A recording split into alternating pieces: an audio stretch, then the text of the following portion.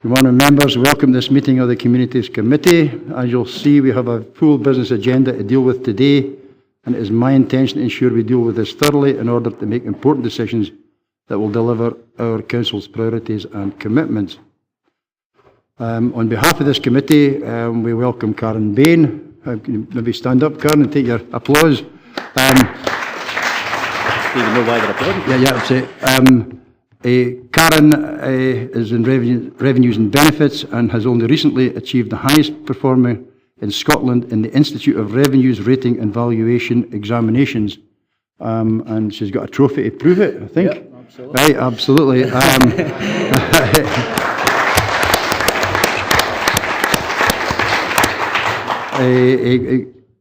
Karen, this is obviously a great achievement, and it's a testimony to all your hard work and the commitment you've put in.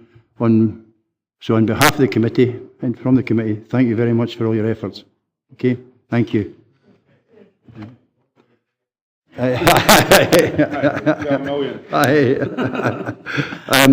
This morning we will consider the latest progress report from Tackling Poverty.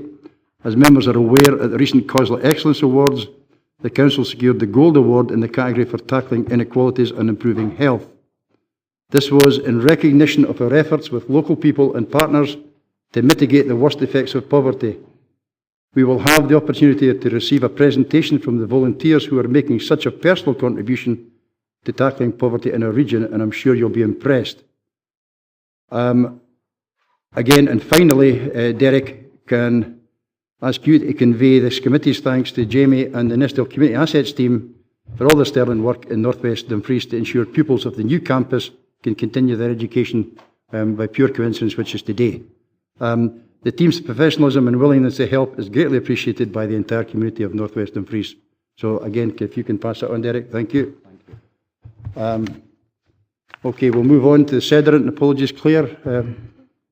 Thank you, Chair. We've got 19 members present this morning. David Ingalls and Matthew Ronnie not present. Are the apologies? Chair, Matthew Ronnie's apologies.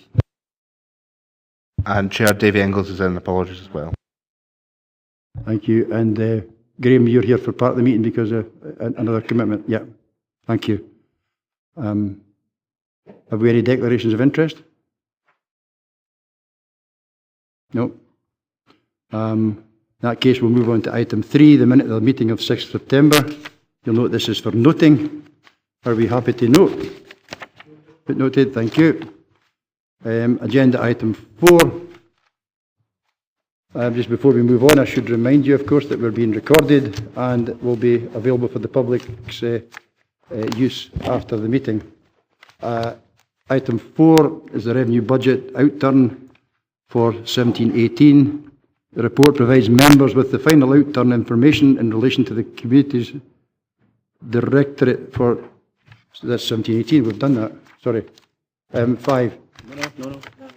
No, you're right. You're right. Item 4. All right, sorry, I'm right enough. Item 4, the report provides members with the final outturn information in relation to the Community Directorate for 17-18.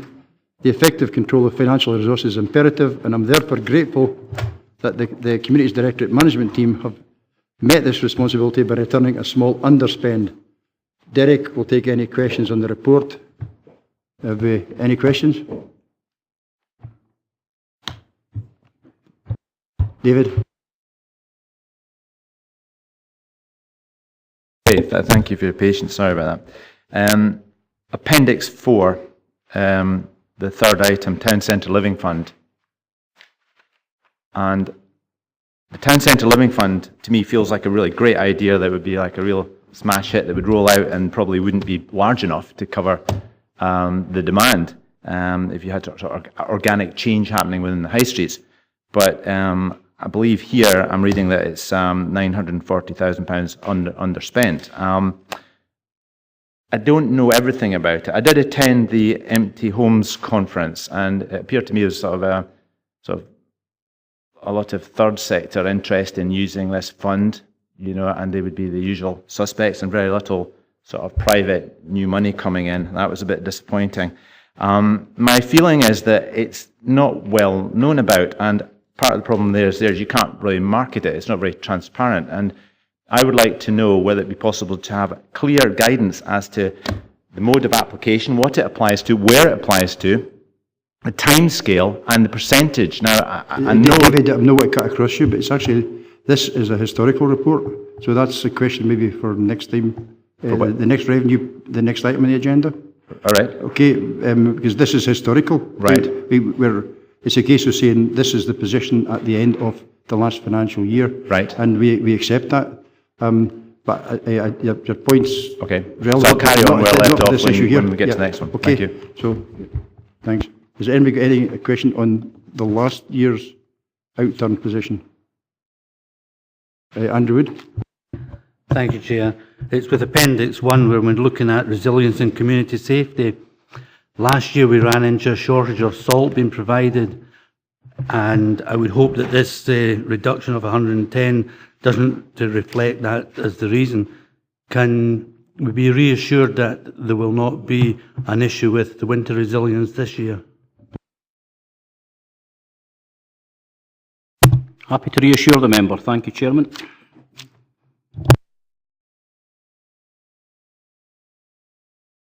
Okay, if you have no other questions, we'll go straight to the recommendations. Note the underspend of 71,000 was delivered by the Directorate for financial year 17-18. Right. 2, the underspend has been transferred to the Committee's Directorate earmarked committed funds for Appendix, as in Appendix 2. And 3, the achievement / utilisation of the agreed savings policy development funding applied to the 2017-18 Committee's Directorate budget in Appendices 3 and 4. Are we happy to note them all? Thank you very much. We now move on to item 5. Of course, the report provides members with an overview of the financial performance against budget for communities 18-19 based on the monitoring information for the period up to the 30th of September. Again, Derek will take any questions on the report. Are we ready just to move straight to the report, Derek? Yep, happy to do so. Okay, any questions? Is this the relevant point for me to continue, Chair? It is. Yes, so what could be a really exciting scheme is not really well communicated, and I think it lacks a lot of clarity in who's it for, who can get it, where can they get it, how do they get it, how long does it take to get it, what percentage they're due, and it seems to be, again, a smoke and mirrors if it's just a sort of open percentage. It'd be really good if it could be boiled down to its core principles, and then we could go out and communicate it. And I think my fellow councillors in Castle Douglas and Crockett Ford would be really interested in communicating it to particularly the High Street area, King Street within Castle Douglas, if we had something that was easy enough for people like me to communicate. Okay, Derek. Yeah. Thank you, Chairman. Note the member's comments. I would simply suggest that this fund has been bold, it's been innovative, and it's been well received by the public of Dumfries and Galloway, and we've robustly scrutinised that over the last few months. The reason for the slow uptake is deliberately because we need to ensure that projects come forward that are sustainable, that reflect local demand, and also attract the necessary funding from the applicant. So deliberately need to ensure that we don't come at this at 100 miles an hour with projects that actually don't have the required funding and are not sustainable. Tackling empty homes is a real challenge. This council is committed to doing so, and therefore I'm confident that we will continue to do that within the policy framework, and therefore happy if members, as we always do as part of our ongoing business performance report, to specifically include a section on where we've got to. Likewise, happy to recirculate the information which sets out all of the marketing that we've done to promote this scheme across Dumfries and Galloway. Thank you, Chairman. Okay. Jane? Thank you. Sorry, I think I might have answered my own question. It's about customer services, about whether we've got the budgets right there, and thinking about the financial wellbeing and revenue section, forecasting a 236 underspend. I cannot remember the answer to this, but I thought we just boosted that. Can I have a bit of help on this particular budget? Thank you, Chairman. Thanks, Councillor Maitland. Yes, unfortunately, we have staff who choose to progress their career, who move into new positions, take up external opportunities, also internal, which is obviously to be welcomed. So it's purely and simply on the basis of staff movements, and bear in mind we also as a council have an agreed position in terms of the holding of vacancies for a period of time to contribute to wider savings. So you can look at it as, on the one hand, it's doing its job of generating some of the savings that we anticipated. On the other hand, we need to ensure that there is no adverse impact on the public, and I can assure you the officers are doing that. So it's a factual monitoring position, but in the overall scale of things, it still represents a small proportion of the overall staffing budget, and managers continually monitor to ensure that there are no adverse consequences. When we deal with the welfare reform update report, you will see there's clearly a need to look at some of the staffing levels. These two are two separate things, but clearly can be interlinked. Thank you, Chairman. Thank you, Jane. Sorry, we'll go to the recommendations. Members are asked to note, based on the monitoring position at the end of September 2018, that communities are projecting an underspend of £60,000. 2, progress against the delivery of the agreed savings applied for the 18-19 communities budget. And 3, progress on the delivery of policy development initiatives included within the communities budget, Appendix 3. Are we happy to note all 3? Thank you very much. We move on now to item 6, tackling poverty in Dumfries and Galloway. The purpose of this report is to recognise the region's success in winning the Gold COSLA Excellence Award for tackling inequalities and improving health.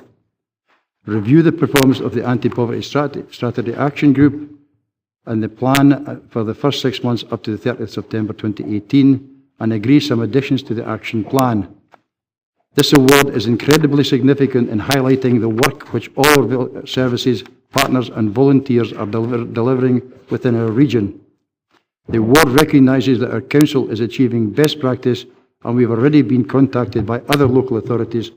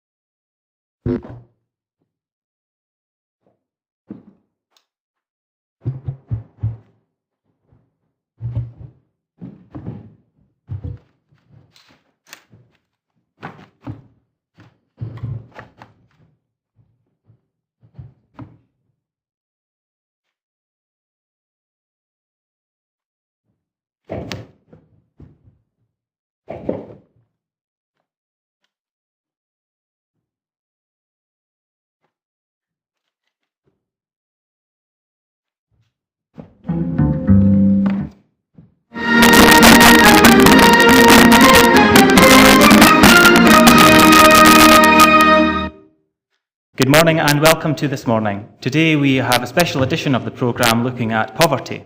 Now we know that poverty is in the media a lot at the moment, but today we are looking at the work in Dumfries and Galloway, looking at some of the new approaches that are being taken to tackle this issue and speaking to people who are influencing this change.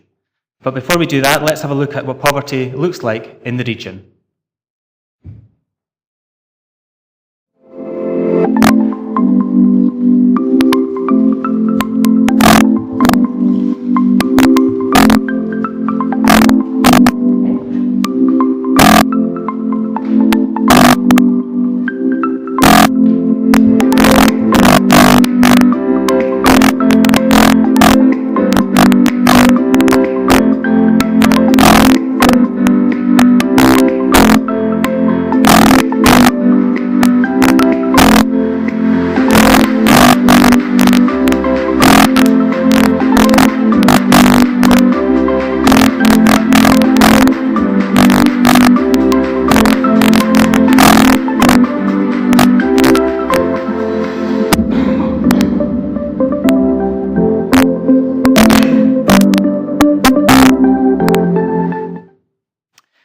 hard-hitting facts and statistics there, and now we know that what poverty looks like in the region. We're going to speak to some of the people who have experienced poverty and look at some of the steps that are being taken to tackle it locally.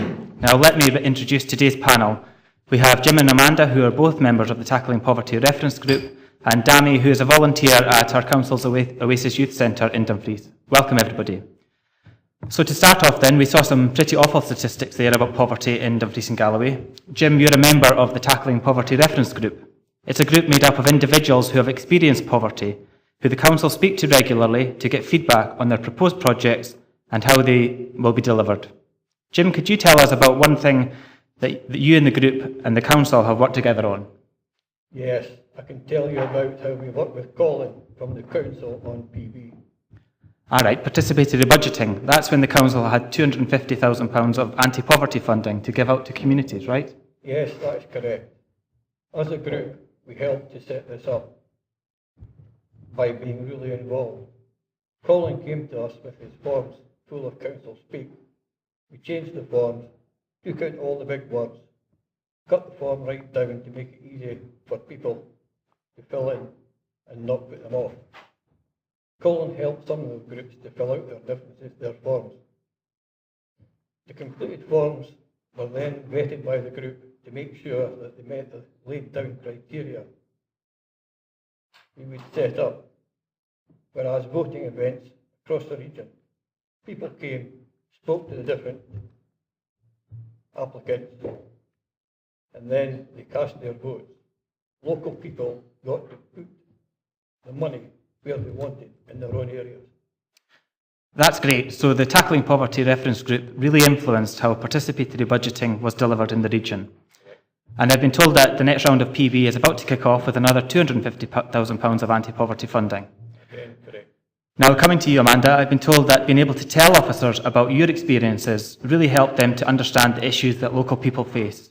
Can you tell us a bit about the time the council's field poverty team came to speak to you? When I split from my husband a few years ago, I wasn't told what money I could claim, so I was living off child benefit and child tax credits for well over a year and a half. So when the bills came in, you'd be lucky that I'd have much left for food, £4 sometimes. So I would go to my daughter's or to Kate's Kitchen sometimes for food. And it was also a choice for me to put gas and electric in, because sometimes I'd only have enough for one, not both. So when the man came to the reference group from the council, he knew how hard it was and helped me. And they made sure I got what I was entitled to. Yes, I still struggle sometimes, but my positive outcome to me and how it makes me feel now as I am helping others. So the local financial inclusion team, they make sure you get what you're entitled to. We'll hear a bit more about that shortly. And thank you again for sharing your experience, Amanda. I know that the officers use your feedback to shape the local housing strategy. Your experience is captured in the document which partners are now using to address housing issues. Now, Dami, your family relocated to Dumfries recently. Yes. Could you tell us a bit about the challenges that you face? Before my family relocated to Dumfries, we faced a lot of financial and emotional difficulties. In some cases, it got really difficult for us to get a decent meal or to get the necessary school stationeries I and my brother needed, which is due to our immigration status. We relocated to Dumfries. It was very hard because we didn't know no one and who could help us or what help was available. We visited the Citizens Advice and got referred to First Base, where we get our food passes from, and also went to the council's Yes Centre and found out a lot of information about every support available. The Yes Centre also have a Feeling Shit Survival Kit, which has information on where to get help and support and some distraction techniques, equipment, because poverty does affect young people too. It must have been really difficult, and still is difficult, but you're here today, and now that you're helping other people. Can you tell us a bit about your experience with that? Yes, I'm trying my possible best to help others through volunteering at the First Base agency, where I listen to people, both young and adults, and give them the necessary food passes required to their needs. I also volunteer at the Citizens Advice, where I listen to clients' inquiries and appoint them to the necessary advisor, and also to book appointments for them. And I also volunteer at the Oasis Centre/Yes Centre, where I help out different group activities. Now I can advise and give advice to other young people in cases where they are in poverty because they have they have been in that position. And the most important thing about this is I really enjoy doing all of this, and I enjoy myself and in helping people as well. You're a very busy lady, and you've also helped change things to make it easier for people to get the help that they need. Yes. I have a little brother, and we were told that he couldn't get school meals because the forms asked if we were on benefits. It's only if you get benefits that you can get school meals, but we weren't entitled to any benefits, so he couldn't get free school meals. The councils found out about this and changed their decision, and he now gets his free school meals. Also, Dumfries is not very diverse, so it's good to see that they now do a global education where information about immigration and citizenship has been added to their topic. I'm going through this at this moment, so it's good to see others learning about it too. That's great that because of your experience, the council amended its forms and are now making things better for other people. And thank you for sharing that with us. And thank you all for coming along this morning. Now it's time for the clothes section of today's programme. With the winter fast approaching, we know how important it is for the right clothes for everybody to be wearing. Let's have a look at how the local council in Dumfries and Galloway are helping the most vulnerable people make sure they have the clothing they need this winter. We have a large quantity of counterfeit clothes that were seized from someone who had been selling them, and we asked the trademark holders if they would mind if we debranded them, and we thought that donating them through the anti-poverty strategy was better value and a much better outcome for these goods than to incinerate them, which is what we would normally have done. So we spent the time debranding as many as we could, and then because the trademarks had been removed, these were just unbranded clothes that could be given out to people who needed them. Hi, my name is Vera Douglas and I work for an organisation called APEX Scotland.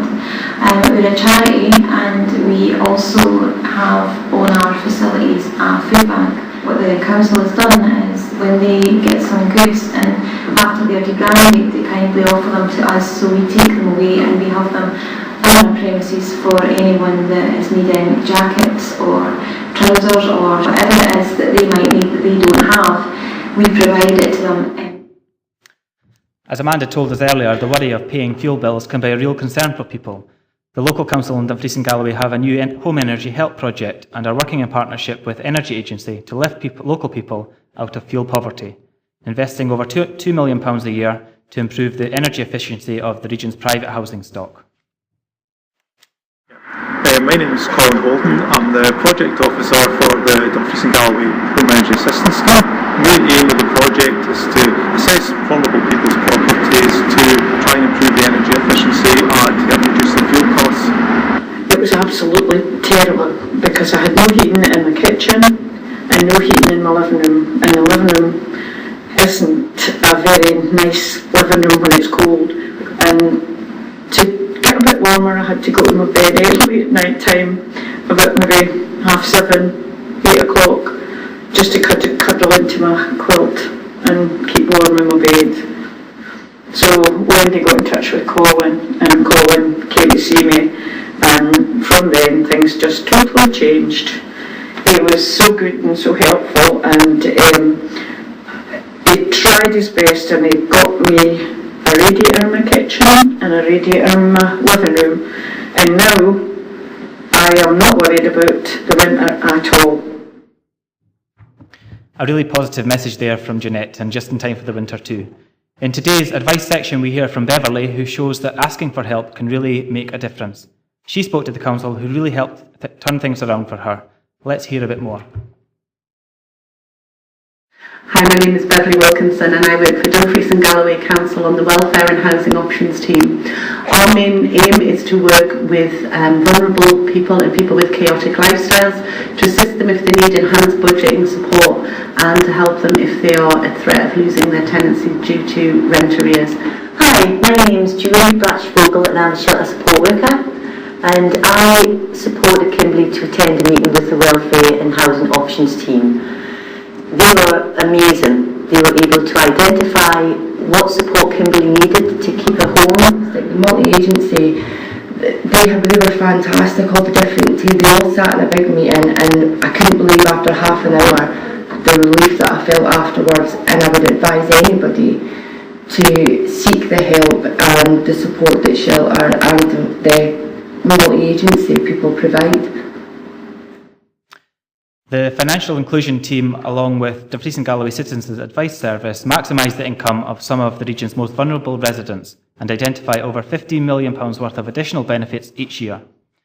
Now, I think we've got time for a couple of questions just before we sign off of today's programme, so if we could go to the phone. We've got Claire, who has phoned in from Whithorn. Good morning, Claire. What's your question for us today? Hi guys, I'm really enjoying this morning's show.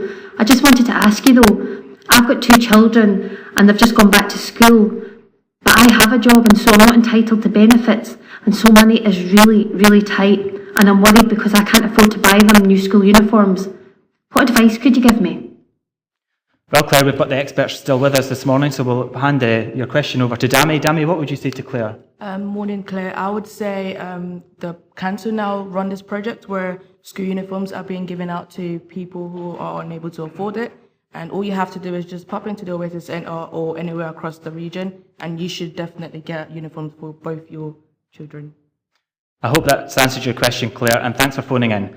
Now that concludes our special edition of the Poverty edition of this morning, and thank you to all of my guests for coming along today. Remember, if you have any questions or would like more information on today's programme, visit dumgal.gov.uk/tackling poverty.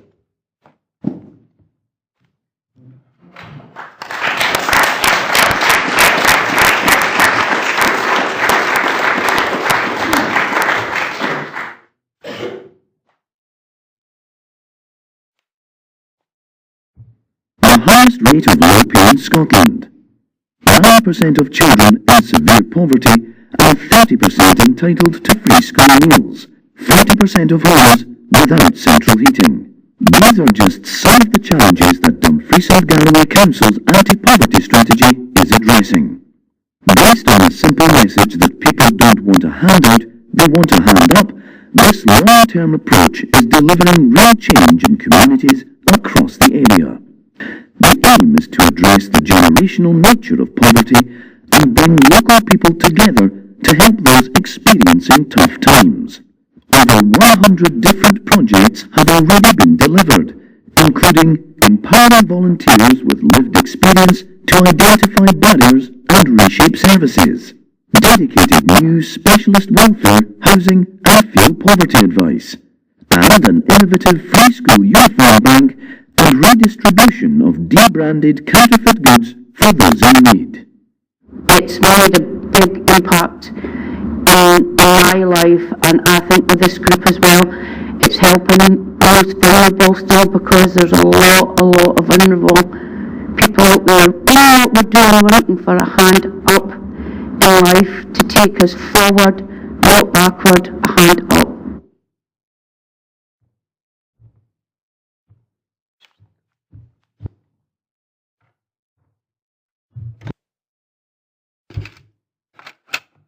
Okay, thanks very much, everybody, for taking part, everyone who's here today.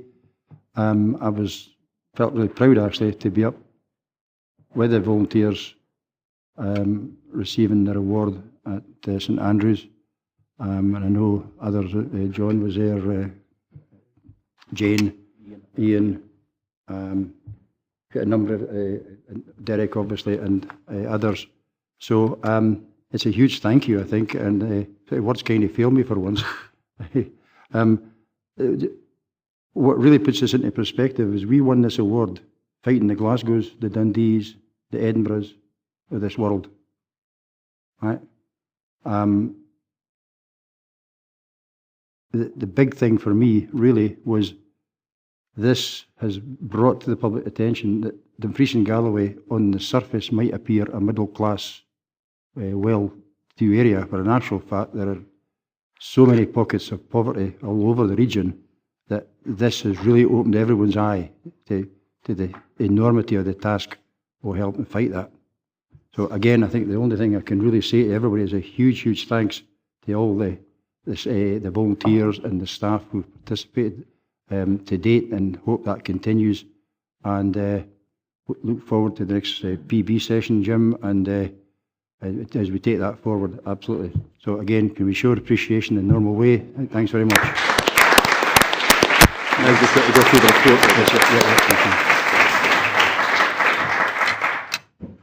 Okay, there's obviously, thank you very much. Just get a couple of seconds to settle down. I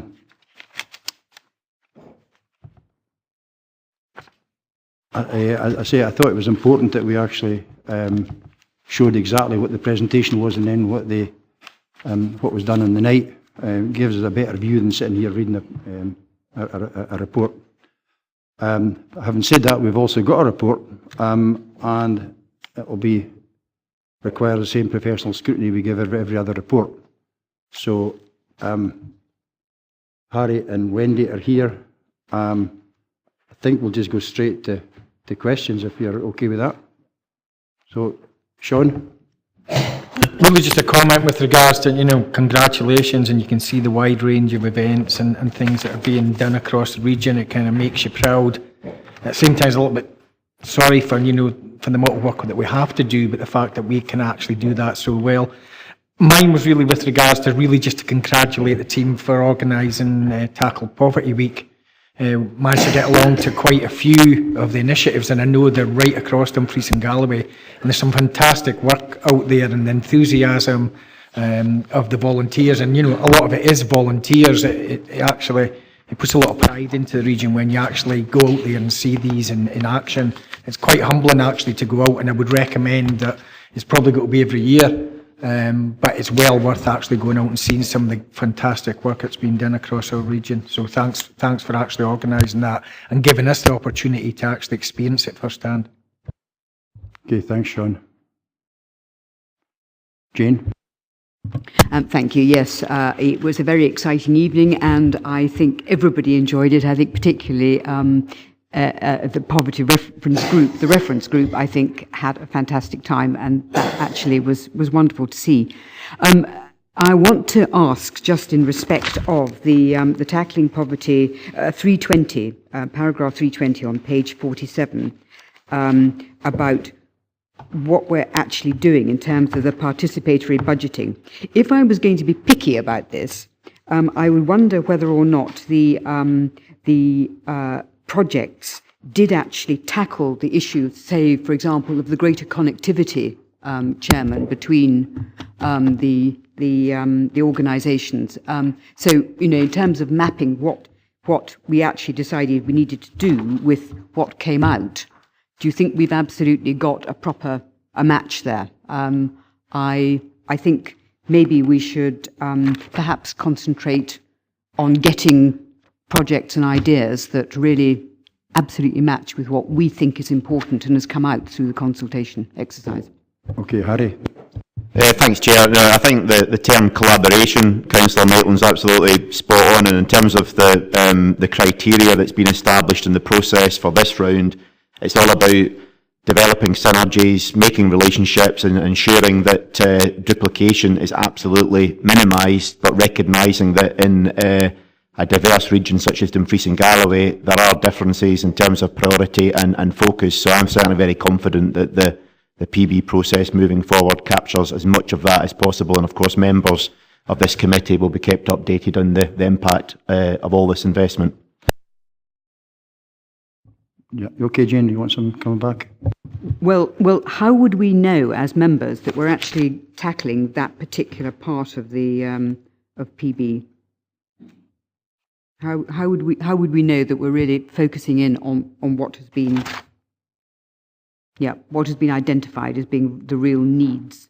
I'm just saying that I don't think there's a great match, and maybe other members think that's not the case, but I would be asking for members' sake how that is actually happening. In addition to which, it's possible that we ought to be thinking about having a clearer connection of the organisations and the teams that do promote this. So, for our sake, just to see how the thing is actually working. I'm not totally clear that we've got a match there. I'll let Harry in 2 seconds, but we're only 6 months into the programme, and we've just got the first monitoring reports will be starting to filter in. But I'll let Harry come forward. Yeah, I think it's a fair question, and it's something that that we are very aware of, that there's an awful lot of activity across Dumfries and Galloway that all contributes in some shape or form to tackling poverty in our regions, either the causes of it or the impact of it. Certainly the Council is very clear in terms of its position, in terms of we've got an agreed tackling poverty strategy, we've got clear firm commitments in the Council plan, and as part of the PB process, it's not coming up with all the solutions, but obviously the Council's made a clear commitment that it will provide some of the solutions. Every application is matched against, every bid is matched against the Council's strategy, and has to clearly demonstrate the impact it's going to make on those agreed outcomes. And in terms of monitoring, successful applicants moving forward then need to provide robust performance information on an ongoing basis that clearly defines, did it have the impact that it was expected to have, and also what lessons have been learned that can be shared with other partners. There's a number of things that have come out over the last 12 months, including the third sector Tackling Poverty Forum, that's all about exactly that. Councillor Maitland looking at in a time of diminishing resources, what can everybody do collectively to remove duplication and maximise impact. So it's, as always, it's a learning experience, but it's certainly something that I think we're working on a lot more smarter than what we perhaps were in the past.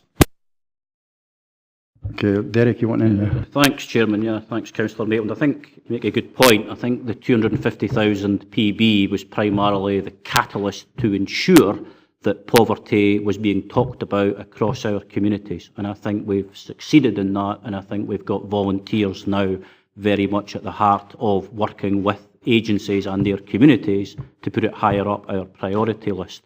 My substantive point would be that the challenge for the Council and our partners is ensuring that everything we do is test-proofed against poverty. In other words, are we running our services with a perspective in mind that says, how do people who have less money access these services? And I spent some time last week out and about, and there was one key message, and that was, yes, we might help people maximise their income, but actually signposting them to some of the wonderful facilities that are actually on offer for free across Dumfries and Galloway needs to be promoted by our own team as well. So there's real opportunities to ensure that we use the catalyst of the PB money, but actually we refocus, we reprioritise, and we rebrand our services to ensure those most in need are benefiting most from these services. And I think that's one key point that the Chairman made in terms of the COSLA award, was that I think that was a key point for the judges in terms of recognising it's not just about small relative amount of money, it's about, is your mainstream budget actually being redirecting resources to those in greatest need. Thank you, Chairman. Okay, you okay with that, Jane? Yep. David and then Adam. Thank you, Chair. We already saw with the transformation project that things that are announced look good, and then not what they were supposed to be in the first case, in as much as we were going to think the unthinkable, and then unthinkable options were taken off the table before they went to the public. And in the same case that this participatory budgeting, to me, looks like, well, it still looks like an excellent idea. I'm still motivated behind it, but it's off to a bad start when we're already steering it with the steering committee, that there was no openness to make that a very more open committee, and then we're actually saying, well, we're pre-designating what you can vote for to a certain extent with this £250,000. So my question, I suppose, is that the director mentioned that this was a catalyst. Are we going to continue with the pre-designation of some of the funds of participated budgeting? Is it going to be in the same amount? And is it something that's in our own hands, or is that sort of given to us by the big state above that we must allocate a certain percentage of this? Okay, I'll get the director to answer that. Thanks, Chairman. I don't actually recognise that process, Councillor, with respect. What I understand was this Council, through this committee, took decisions in this chamber in terms of how we would progress. And therefore, my understanding is that what we've heard from the volunteers today was that in action was the Tackling Poverty Reference Group we take seriously and we treat them with respect. And in that understanding, we are progressing on that basis. Secondly, I've no perspective of the bigger state you refer to. We as a council will set a budget and will make decisions, and officers will implement these, and we would certainly be keen to ensure that our council plan commitment to participatory budgeting is continued. So I hope that does answer the question, because it's a serious point that officers are implementing the decisions taken in this chamber. Thank you, Chairman. Thanks. Thank you for the clarity that's within there. Thank you, Chair. Just a second. Do you want to follow up? Is it on that same issue? Just like to close with my opinion, if you might. If you don't mind. This is a you don't want my report. opinion. Thank you. Okay, thank you. Adam? Thank you, Chair.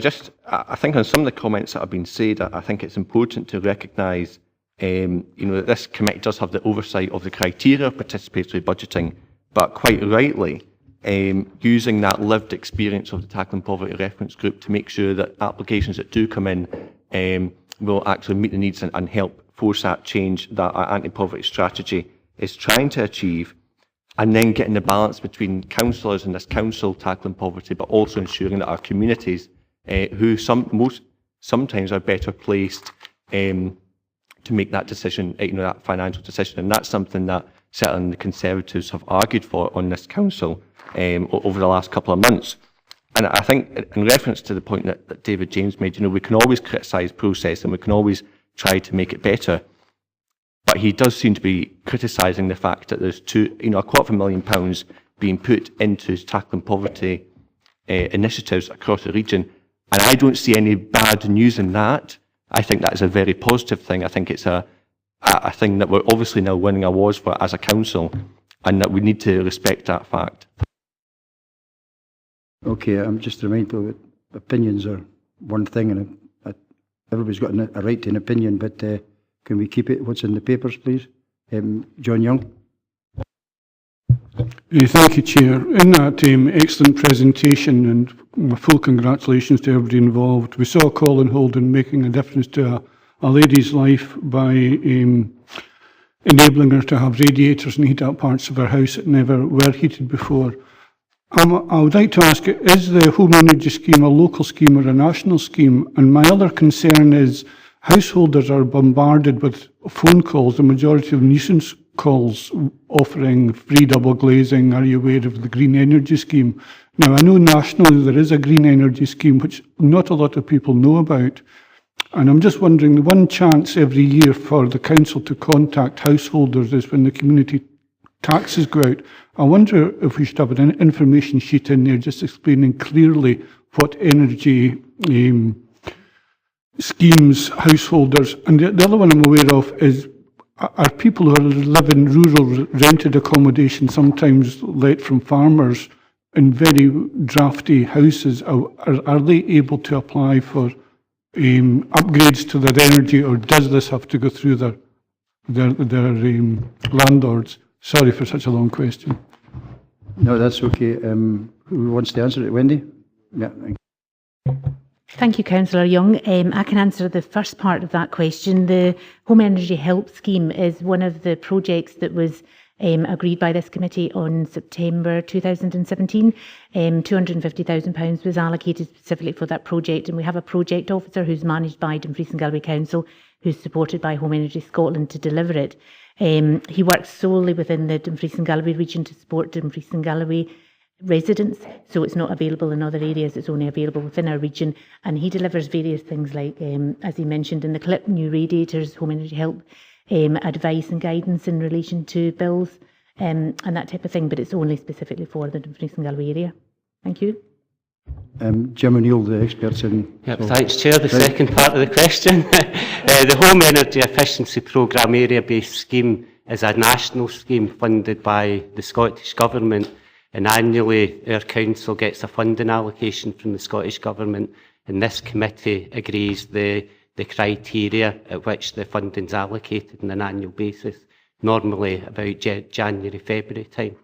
The primary focus of that scheme is to provide external wall insulation into properties in the private sector and the private rented sector, so it is open to both owner-occupiers and private sector tenants as well, if the landlord gives permission.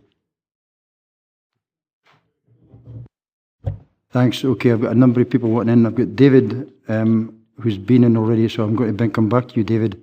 I've got Andrew Wood and then Jim Dempster, who are first-time speakers, and then back to David. Yep. Thank you, Chair. First, I'd like to thank yourself and your vice for having that presentation today. I think it's very good to bring it in-house rather than, sometimes you feel you're kind of held at arm's length from such positive work. What I would like to ask, though, and that is on page 45 at the top, it's the 7th bullet point, where they're talking about the 150,000 that's allocated to meet the anticipated increase in demand. It's to do with the universal credit. Am I correct in saying there's changes afoot for universal credit, and do we know how they're going to impact? Has there been an assessment made on that and how it will impact on the 150k set aside? And the other point I'd like to bring in, and that's on page 48 at 3.24. Once again, I think it's a good news story insofar as we're not going to lose the money, it's going to be reallocated, the 81,000. Do we have any sort of idea where it may be reallocated to? Two things, Andrew, before I let the officers in. The first question is actually the next, we can bring it up under the next agenda item, that's specifically for that. Okay. Right. But the second question, maybe Derek will deal with, yeah. Thanks, Chairman. Yes, thanks, Councillor Wood. You're quite right to have identified that, and it is a good news position that the money we allocated can now be redetermined. That's a matter for the Policy and Resources Committee, and therefore I'm sure members will have an eye on that, while at the same time being mindful what its original allocation was for. Thank you, Chairman. Okay, thanks. I've got Jim Dempster and then David. Yeah. Hey, thanks, Chair. An observation, first of all, poverty doesn't stick with just small properties, and unfortunately the home energy scheme doesn't extend beyond a council tax band C, I think it is. And I've always been a bugbear in mind that older folk who have, for whatever reason, large properties, experience financial difficulty, and we've never been able to persuade the powers that be to extend the home energy scheme beyond council tax band C, and I think that's something that we should try and do, because there is clearly an issue for, although being a limited number of people, there is an issue about poverty, and it's often more than simply finance. The other thing is, I'm delighted to see that we're extending the credit union scheme. The highest SIMD area in the whole of Dumfries and Galloway doesn't have that service currently. And I'm sure that that's something we should be pursuing as a matter of urgency, that we extend that service, because there are clear indicators that particular group would benefit from that service being made available to them, and it should be a region-wide service in any case. Thank you, Chair. Thanks very much. Two things. One question, first question, Jamie will pick that up. The second one, you're quite right, but that was actually highlighted in the anti-poverty, at the start of Poverty Week, when we had that briefing session, and it was then circulated to all members. It actually showed the level of childhood poverty in the remote rural areas was actually very, very high. So that's been taken into account as we take forward the PB and other things. So we obviously learn from the lessons, but I'll let the officers give you a fuller answer. Chair. Jamie first, yeah. Thanks, Chair. Yes, on the home energy programme, it's quite right, the councillor there, that it is restricted to council tax bands A to C. That's the Scottish Government guidance that's offered to ourselves. However, what we do through things like the Home Energy Help for Fuel Poverty scheme is we also assist people who are living in these larger, more rural properties. Working in partnership with the Energy Agency to deliver these schemes as well also allows us to identify other funding streams that may be suitable to help people who are living in fuel poverty. We obviously regularly kept under review the guidance that is provided by the Scottish Government on council tax bands A to C, and where an opportunity does arise, it would be presented to members for amendment if the opportunity were to arise. Thanks, Jamie. That helped, Jim? Yep. Yes, yeah, that's helpful. Thanks. Thank you. Second question, who was... Thanks, Chair. Yeah, absolutely. I mean, the credit unions are very aware of the opportunity potential, and we have, as a team, very regular liaison with them in monthly monitoring meetings, and they're in the process of developing a sort of business model about how they can really maximise exactly the issues that you're looking at. Obviously, they're very keen to do it in a sustainable fashion. What they don't want to do is spread themselves too thinly and get too big too quickly, and then they've simply not got the capacity to deal with it effectively, but they want to do it in an incremental fashion. So that point is very relevant. Thanks, Harry, and again, through you, Chair, I'm pleased, but there is a need rather than opportunity, and I would hope we'd recognise that. Absolutely. David? Thank you, Chair, and thanks to Councillor Wilson for at least trying to put my view forward, however inaccurately. In the case of participatory budgeting, we're not only in danger of stifling democracy by pointing in a certain direction, I think we might even end up giving poverty a bad name. And I know that sounds extreme, but think about the UK foreign aid budget, however laudable, is rapidly getting a very bad reputation and probably doesn't command majority support. And I think people are, especially around here, very generous by nature. So I would argue that tackling poverty initiatives would have very good chances competing right across the board for the whole 3 million and don't need the protection of having a small amount earmarked for them in the future. Thank you. Thanks for the statement, but I think, again, at the briefing session we had in the training session for elected members, that certain wards in the statutory showed very, very high levels of poverty. And absolutely, and I'll just reiterate once again for you, David, you know, you've had the opportunity to go and speak to officers offline, everything else. The PB process is driven by the volunteers. It's driven by, not by officers, not by councillors. The whole idea of it is that it's the community who decide what they need in their area, not the councillors telling them what they're going to get. And that's what's driven this forward all the way through. So we'll move on from that. Is there anybody get any other questions? Right? No. In that case, we'll go to the recommendations. We've already agreed 2.1, obviously. Are we happy to note the strategic projects funded by the tackling poverty budget for 2018-19? Note the work ongoing in the local projects funded by the PB Poverty 18-19. 2.4, review the overall summary for 6-monthly performance. And note the highlights outlined in paragraphs 390 to 319 and the case studies which are there. 2.6, note the projects funded by the tackling poverty budget from 2017-18 to address the findings of the mapping project. And finally, agree the inclusion of the new projects in the anti-poverty strategy action plan as set out in paragraphs 321. Are we happy to agree to note up to 2.6 and agree 2.7? Thank you very much, everybody. Okay, we'll move on now to welfare reform update. The report provides members with updates on the rollout of universal credit and highlights the real pressures on people in crisis with increased demands for access to Scottish Welfare Fund payments for both community care and crisis grants.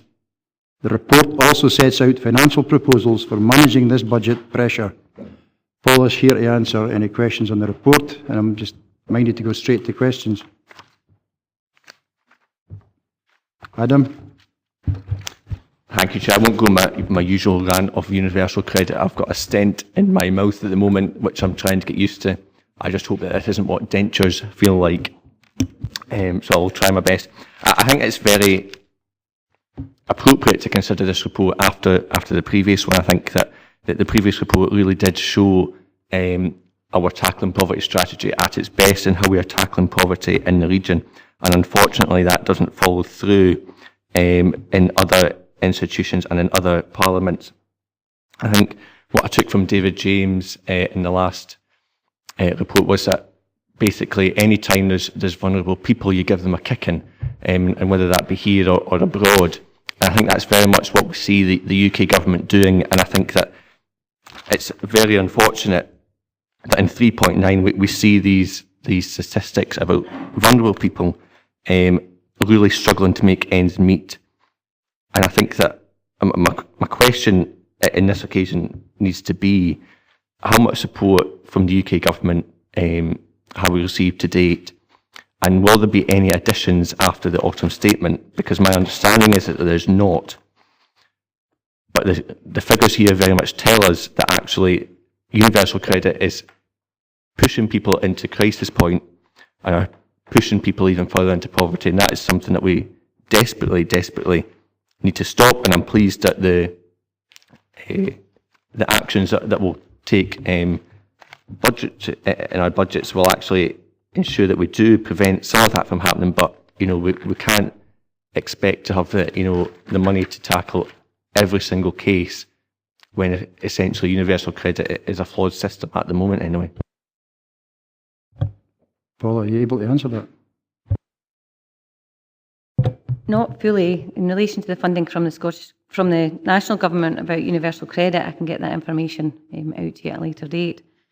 I've got one correction to put to the report at point 3.5, just while I get the opportunity. The table reflects the current position, but the text at 3.5 should actually say the council have put back £2,750 into the discretionary housing payment reserves. I've got them the wrong way around. In relation to the budget, I have done a briefing paper on the impact of universal credit in the budget. Many of the changes will come into effect from April next year. I can circulate that to all members if required. A number of minor changes, nothing that's major, I would say. But Paul, I could maybe just ask you, was there part of that, is that moving to Citizens Advice Scotland? Is that what the DWP contract is moving from us to Citizens Advice, am I right? Yes, in the report I indicate that the DWP contacted us at the beginning of October to indicate that they would no longer require our services to deliver personal budgeting support and assisted digital support from April next year, as they have gone to Citizens Advice and Citizens Advice Scotland in order to secure those services from them. There has been a number of communications since that point from ourselves, from COSLA, about how local authorities feel about how that would work going forward. Local authorities are in the position where when somebody comes to us, if we don't have somewhere to send them, we don't get to send them away, whereas other agencies have that ability. So I would expect that we would still see customers in crisis. And the fact that the Citizens Advice Service are being contracted to provide the personal budgeting support would just mean that we would be sending them there for that, and then they would have to come back to us for Scottish Welfare Fund or discretionary housing payments or other levels of support. Thank you. I've got Jane, Rob, and then Ian Blake in that order, and then David James. Jane? Thank you very much indeed. Yeah, I was a bit dismayed about the universal support issue as well, because I felt that was probably a retrograde step in terms of we just unmuddled who was doing what, and then suddenly we're getting it muddled up again. And I'm afraid I just don't think that was terribly clever. I read with very great interest all the case studies in the previous report, which obviously we're not going to get the bad ones, probably, although I think probably we should, and I will be asking officers about that afterwards. But the good case studies are clearly successful, Chairman, and that seemed to me to be what we had asked for as a council, which was to be prepared, to be ready, to have systems in place, and to be absolutely on top of particular issues that we were trying to achieve. So I say thank you to the staff for, and they are prepared to say in the middle of paragraph 3.9 that the impact of universal credit locally appears currently, and I do use the word currently, to be low, as relatively few customers are presenting to the council in crisis. And that is what we wanted to have happen. I think 3 years ago, when we tried to start through the Welfare Reform Subcommittee, we were determined that that should be the case. And I want to be sure that what is happening in the future with respect to universal support does not start to unpick that particular level of success. I don't know what we do about it. I defer to my more politically minded colleagues as to what we actually do about it, but I certainly see it as a problem. I would also just like to say, I know it's tempting. I do know it's tempting. I understand why you keep getting in there, boys, but if we keep sending out the message that this is wholly a disaster, you get people disengaged. These case studies here show that people are terribly easily put off from coming to get some help. And that's absolutely the wrong message which we want to be sending out to people. We can offer help, and we obviously do. So let's continue to get that good message out there of what we're doing. Thank you, Chairman. Thanks very much. Actually, it's an aid memoir to me, because I was actually going to say, can we stop referring to other councillors and just look at the report in hand here? One thing I would suggest to Jane is that we're different from a lot of the majority of other local authorities, and we don't have any houses, so therefore we've got no housing arrears, and we won't know about that until the RSLs, in particular in the private sector housing, come back with their...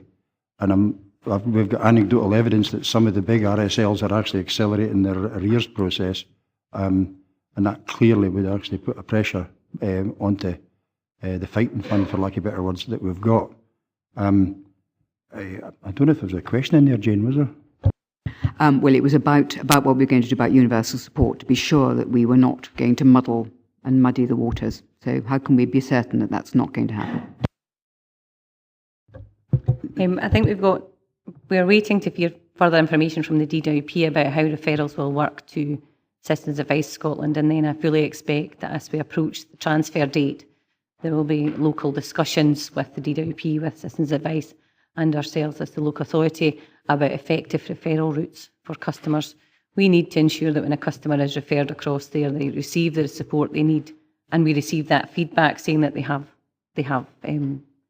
been in, they have done, they have completed everything that need to complete. Otherwise, we become a third, a three-way conversation, which doesn't help the customer. On the other point, just while I've got a chance here, in recommendation 2.3, since the completion of the committee report, the homeless figures have been produced, and we have noted there's a steady increase in homeless presentation in 2018-19. There's 474 applications in this Q2 compared to 436 for the same period last year. This is obviously since the report was completed, and shows that we are starting to see, maybe not necessarily all from universal credit, however there is a steady increase of customers presenting to homeless with a risk of eviction. And these are the people that the Welfare and Housing Options teams are working with.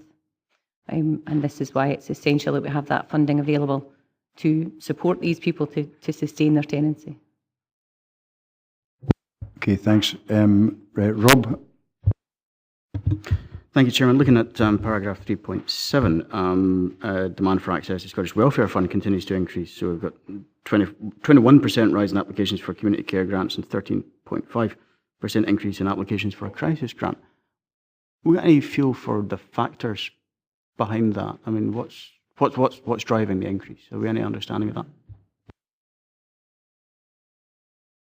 that? We do track absolutely everything in relation to community care grant and crisis applications, and the increase has been slow and steady.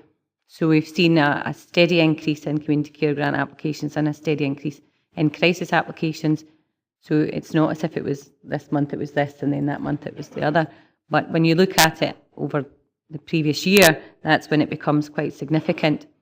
The general reason for the crisis applications are just the same as they've always been. Customers have no money. They've run out before their payments are due. For community care grants, a lot of it is because customers are being supported more to move into out of temporary accommodation into permanent accommodation, and other families under pressure are now more aware of the fund and coming to us, God forbid, in place of high cost high street lending. Other contributing factors are I would say, general awareness increase. Thank you. Happy, Rob? Yep. Ian Blake. Thank you, Chairman. First of all, I'd like to thank Councillor Wilson for keeping his usual political attack on universal credit brief. And we can only hope that he maybe has another dental treatment in time for the next meeting. We as a group, we do recognise there are issues with the implementation of universal credit. If you recall back to the last full council meeting, we did try to work together with the administration and agree to a form of words, a balanced form of words to Esther McVeigh, but the administration decided not to support that. However, I do have a question on this. If referred to paragraph 3.9, I can maybe ask Paula to expand on it slightly. One from about the third line in, it says that the impact of universal credit locally appears to be currently to be low, as relatively few customers are presenting to the council in crisis. Of the crisis applications processed in December 2018, 22% were with universal credit as an income. And it also goes on to say, however, the average award for universal customers is around 30% higher, which would indicate the picture is not quite as bleak as Councillor Wilson is stating. Paula? I think the numbers that we have are quite low. We haven't seen a massive influx, but then that is often due to the fact that it's a slow uptake of universal credit. Many of the customers we saw in crisis last year now have universal credit as an income, so they're often the same difficult to reach customers who are constantly having difficulties because of the nature of their accommodation, the nature of their budgeting skills. The customers in crisis are reporting from all income groups, and universal credit showing about 22%, I would say, is probably what's expected on the group's income. The awards for universal credit customers being 30% higher just indicates there could be a future pressure on the fund. When universal credit came in, the expectation was that it was all going to be a complete disaster and everyone was going to be at our doors 2 weeks later. I think the volume of uptake of universal credit is expected to be slow as new customers move onto this new benefit. And as it starts to ramp up and people are receiving the benefit for a longer period, they are coming back to us repeated times because they're not able to manage the monthly payment. That's when we're putting in some personal budgeting support for them. That answers. Okay, David, and then Ian Crowther. Thank you very much. I can't name Councillor Blake, so I won't. But he did mention the letter that we sent the other day from the full council, and I thought that was a very bad day for the full council. And on that day, the administration had a majority, and it used that majority to put forward, I would say, was a minority view based on what's in the region. But even if it was a slight majority view, just the principle that we would actually send statements from us as a council without consensus backing is bad. And I don't know, maybe it's good. Maybe after 2022, a Conservative administration will feel it's got carte blanche to send forth missives as it wishes without overwhelming backing. But I thought that was poor. The presentation we had earlier, some of the contributors spoke about wanting less handouts and more handouts, which I thought was hand-ups, right? Which I thought was very good. They certainly didn't want kicking, nor would I wish to give them one. Claire from Whithorn said that due to working, she was not able to receive benefits. So I don't know her exact circumstances, but universal credit is flawed but designed to actually help people in that circumstance get more money when they take on work. And my only question is there no one in the administration who agrees that that is a good thing? No, it's okay. That is not competent, right, to ask the administration to comment on that's now the council's business plan, work plan from here on in. That's where we are. We'll move forward. There was no question in that, so I'm moving on to Ian Carruthers and then Jane. Yeah, just looking at page 101, it's referred to, I think, slightly in recommendation 2.4, and it's the letter for the Department of Work and Pensions, and just straight after that in 103, then 104, 105, it talks about the about the universal support, how there's a change of process coming, and we spoke about that briefly. I just wondered, in regards to this, I mean, on the top of page 105 in particular, from Sarah Loudon, Chief Executive of COSLA, she mentions particularly in the last sentence of the first paragraph on top of page 105 that her officials are looking to discuss the very serious concerns with the DWP senior managers in Scotland. I wonder if you can throw any light on that. I mean, it's a dated letter. This goes back to the beginning of October. I'm not aware of that, so I just wonder if you can if MD can throw any light on that. But in regards to there were serious concerns, I just wonder where this lies in the council's risk register when it comes to. I think it's been risk assessed, and the dangers, potential impacts it can have across the council. I'm just wondering, for the council's perspective, I know COSLA will take a lead at a national level, but where does it sit in our risk register? How big a risk is this to the actual Dumfries and Galloway Council? What does it mean? Okay, thanks, Chairman. It's not on the risk register at the present time. It's something we're seriously giving consideration to, and I would imagine will form part of the report to the next meeting of this committee. Quite clearly, we are awaiting a response from the government, as referred to, from COSLA, and therefore that will help to guide our council's position. So we'll certainly ensure that all members are kept appraised of it, and we'll ensure it features in the next report to this committee. Just wonder with the first part, then take that. We'll hear it again at a later committee date. But just somebody can throw any light in regards to the serious concerns over the managers of the DWP. I thought that was an interesting point. End of that letter. The simple position is that local authorities currently receive funding for this work, and therefore a unilateral decision to change that decision does not allow for good business planning in terms of the management of resources and the allocation of work, as well as the investment this council and all other councils in Scotland have made in terms of training our staff to ensure that they can handle this.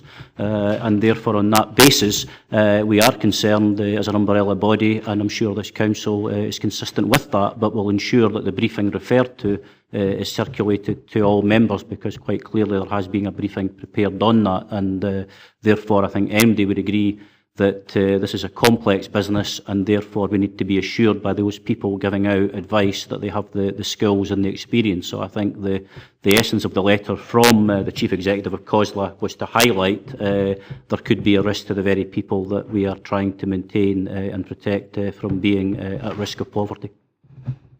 Absolutely, and just to add to that, I'm sure Mrs McGregor would update you on the resources required and how COSLA felt before they wrote the letter, because she would obviously have an input into that letter.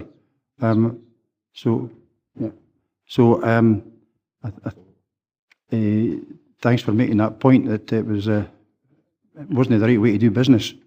I mean, just so I'm absolutely clear, because I maybe misread this letter, appendix, whatever it is, like say page 405.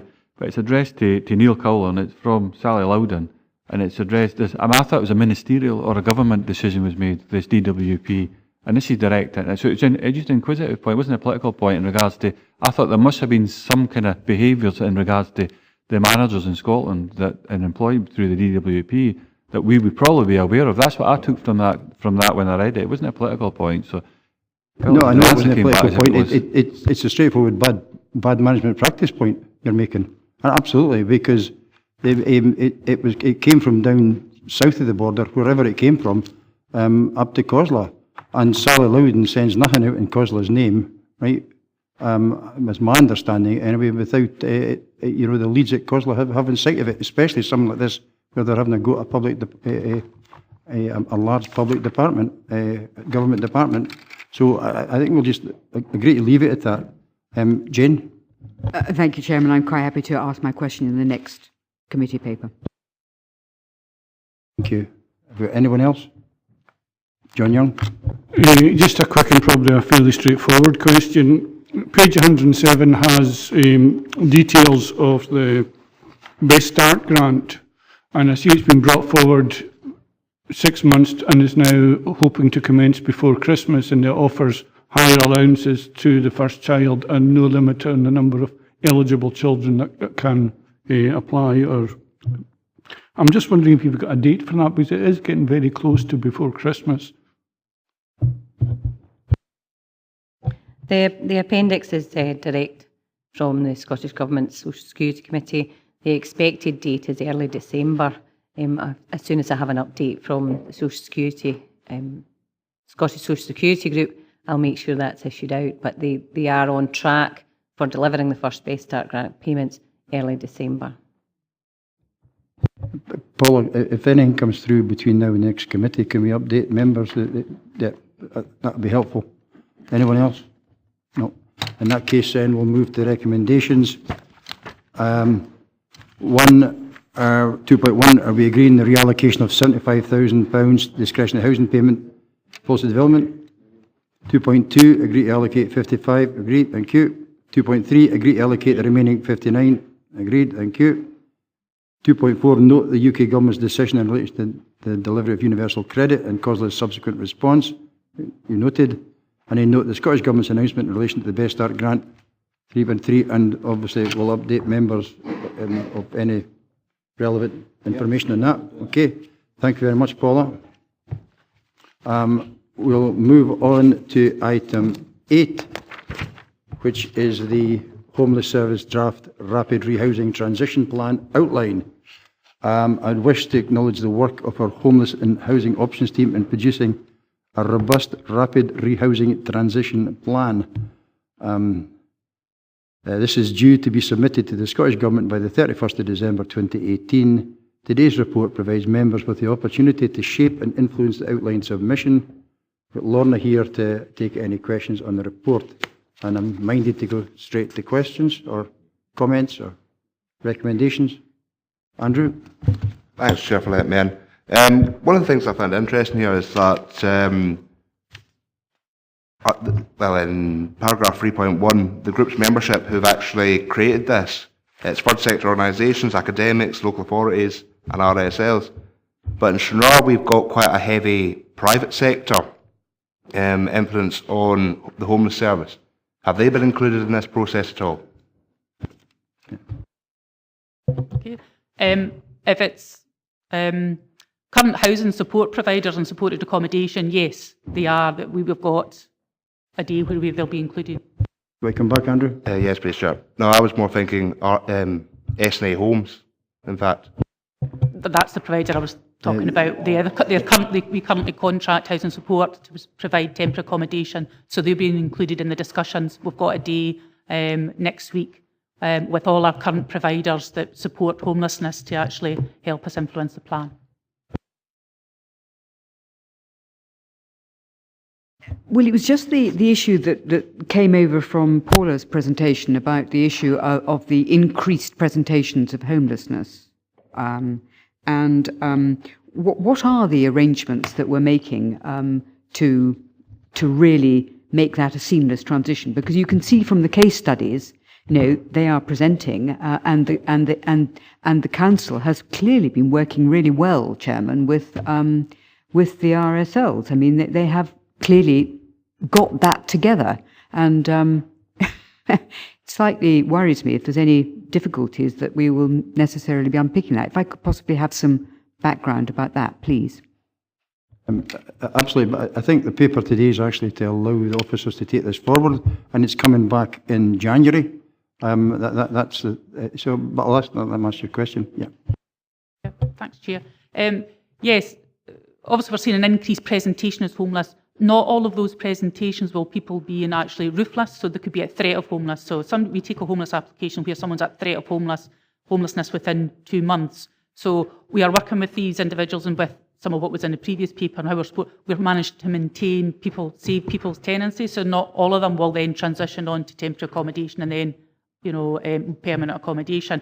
I don't have exact figures about the quantity about that, but we are working hard with our existing housing providers and health and social care partnerships about looking about what housing plans we have got for people. Thanks, Lorna. You okay with that, Jane? Yeah, I've got Jim Dempster. Thanks, Chair. In 3.4, especially the last line, it talks about the aim is to deliver new housing developments for people with particular needs and to investigate new models of service delivery that support independent living. In my ward, and I'm sure it'll be the same across most of the region, we've got lots of houses that are upstairs, downstairs, 3-bedroom, maybe not necessarily suitable at all for the type of individual that comes forward for presents as homeless. I think the other thing is, often I'm sure it'll be response led. So, and in conjunction with that, you've got housing providers, whether it be private sector or RSLs, that need to realise maximum income. They let houses as soon as they're available. So there's a limit to where the house supply will be. It'll either be in large settlements or areas of low demand. And that's not necessarily where the vulnerable or at risk applicants might get the best level of support and be able to place them back in a community or an environment that they're familiar with. And I don't know how we address that. I know this is an overreaching or an overarching document, but I think that'd be part of the concern about how we actually deal with that. Okay, thanks. No, it's a point well made. Often the challenges we face when we're trying to find permanent accommodation for people in homelessness is not actually that we don't have accommodation. It's either it's not in the right place, but the biggest challenge we have is actually supported accommodation. It's actually finding accommodation that's sustainable for people with mental health issues, with drug and alcohol issues. And that's part of when we were looking at particular needs strategy with health and social care. I mean, it's not council strategy, it is health and social care.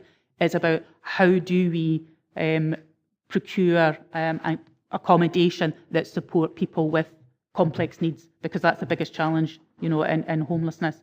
It's fair to say there are current discussions with current housing providers and potentially new providers out there is very positive, and I think they're willing to work with us to say what do we need to put in there. But the challenge will be is the type of support. It's not actually the bricks and mortar, it's the support that actually goes round about it will probably be the biggest challenge and what we set out in the Rapid Rehousing Transition Plans. Okay, again, this is a paper that allows officers to go in and continue working. I've got no more speakers here, so I'm going to move to recommendations. And at 2.1, it was to agree the outline and approach taken by the Homeless and Housing Options Service to produce, agree. And secondly, 2.2 is to agree that consideration of the Rapid Rehousing Transition Plan submission to the Scottish Government be delegated to the Director. It's agreed, but remember, we'll be getting a report back in January, okay? So, thanks very much. So thanks very much, and we'll move on to item 9. The Scottish Government consultation on draft statutory guidance on funeral costs. Again, I have to say this council is serious about tackling poverty, and this draft statutory guidance brings forward a number of actions designed to reduce the financial pressure of funerals for people on low incomes.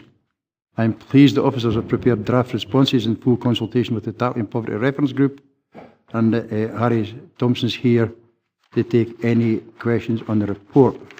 And again, I'm minded just to go straight to questions. So, Adam? Thank you, Chair. And I fully welcome the inclusion of the Tackling Poverty Reference Group in coming up with the response. Just a quick question on, when we come to question 11, I think the Tackling Poverty Reference Group have made quite a very valid point that I certainly didn't consider and maybe other people haven't. But the recommended response to that question is sort of fully the Council's answer.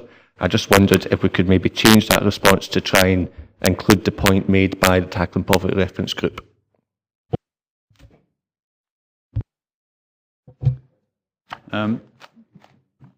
Chair, the recommendation on the response does take into account, I think, the difficulties that there may be with people choosing to arrange their funerals without the support of a funeral director. The response is consistent with empowering people who wish to do so to make that choice, but it's not suggesting that it should be the default position. But clearly there is a growing demand amongst certain individuals to undertake their own funeral arrangements without the support of a commercial funeral director.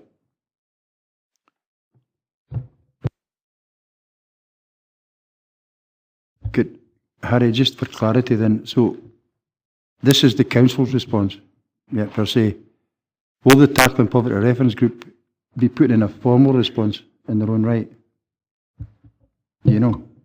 I'm not under the impression that they they're intending to do so, because the consultation with the Tackling Poverty Reference Group was intended to bolster the council's response. So the majority of their responses has been included almost word for word within the council's response.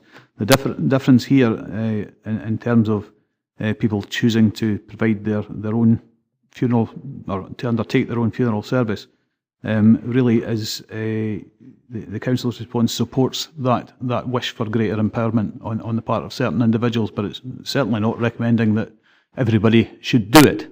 But I think there is a growing, as I say, a growing demand amongst people, not necessarily people in poverty, but people in general, to try and undertake elements of the funeral service themselves. Okay, I'm not wanting to vote on this. It's and I'm wondering here if there's if the yes response could be expanded a wee bit to say that we'd taken into account the Tackling Poverty Reference Group and actually put some narrative around that as to why we would go against on this one occasion what the reference group were saying. And I totally take your rationale for doing that, you know. But we would have to, I would suggest, take cognizance of what the reference group were saying in our response. I can certainly expand the answer to question 11 to take into account the concerns expressed by the Tackling Poverty Reference Group. But the recommendation would be that the response remains yes, but taking into account those concerns. But we have tried to outline those in the response to question 12 as well. Okay, before I let Adam in, thanks very much. And I'm actually wondering if we should be asking the Tackling Poverty Reference Group to actually consider putting their own submission in. Response is required by today. So the next task following this is that we upload the response as amended by the committee. I hope it's not 12 o'clock today. Hey, Adam. Sorry, thanks, Harry. Adam. Sorry, Chair, it was, I think, Sunday that I read these, so I do appreciate, Harry, that actually the sort of please explain your answer, it doesn't capture a lot of what you say, so thanks for that. Any other questions? No. We'll go to the recommendations. Okay, so we agreed? Yep. And we also acknowledge the support of the Tackling Poverty Reference Group in compiling this response. Yep, okay, thank you. Move on to item 10, which is the Capital Investment Strategy Land Asset Class. The purpose of this report is to provide members with an update in relation to the project and financial progress of the Land Asset Capital Programme for 2018-19, up to and including the 30th of September 2018. Again, we've got Harry here and Karen to answer any questions.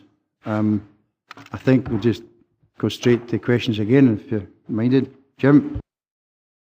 Thanks, Chair. At the risk of being accused of parochial, it's one question about Nithsdale, and it's not about the works itself. It's about the fact that it's been carried forward from 2016 to 2017, 2017 to 18. It's now going on to 2018 to 19, and it's Morton Cemetery in Thornhill, page 1 of the appendix, and it says in the paper, engineers have yet to conduct a site visit. So we're saying in 3 years we've not done anything, and I know that's not what we're saying, but that's how the interpretation could be made. And really what I'm asking is, can I be reassured that some work will be carried out on this particular burial ground? If it's 3 years and we've not progressed it to a stage even looking for works to be commissioned, it would be helpful if we could some indication of when that's likely to be. Jim, thanks very much. Harry, just before you come in, could we ask you, maybe actually find out why? Not just when, you know, why is it not being done? And Absolutely, Chair, Does yeah. does it take some recommendation for this committee to another committee, for example, to say? Well, And I'd be grateful if that's the case, Chair. Thank you. Chair, a number of projects, particularly those associated with burial grounds and playing fields, do require significant engineering assessments and recommendations in terms of what we can do to progress the works. Morton Cemetery, I'm afraid it has not progressed, as we state within the appendix, since 2016-17. But I'm hoping to get an engineer's report on that. The other issue there is a budget of $50,000 allocated to it, and obviously we'll need to receive the engineer's recommendations in terms of the work and a estimated costing on that. As with a number of other projects, the initial estimates may not be sufficient to cater for the recommended works, and we need to take that into account in looking at that specific project for this year and potentially next as well. But we'll get the engineer's report hopefully this month and see how we progress from there. But as I say, drainage works and cemeteries are a particular issue for us. Thanks for that, Chair. Thanks, Harry. I'm hoping, just for like Jane, I'm hoping members are actually better able to read this than it's the format we've been given, the big, larger type, larger paper, colour format. And I think I'm finding it very helpful. It's also a very good aim memoir, I would suggest, for councillors going to community councils to show just exactly what the council's doing. This in the next agenda item is it helps you explain how the wee fairy at the bottom of the garden didn't put the new gates on. That's somewhere else. It's on the cemetery. So, have we any other kind of questions, Andrew? Chair, thank you. It was once again to just ask the question about the Hollywood Cemetery where there's the replacement gates. My understanding is that could be a shared cost. Did you find out whether if it was a shared cost with the church being sold?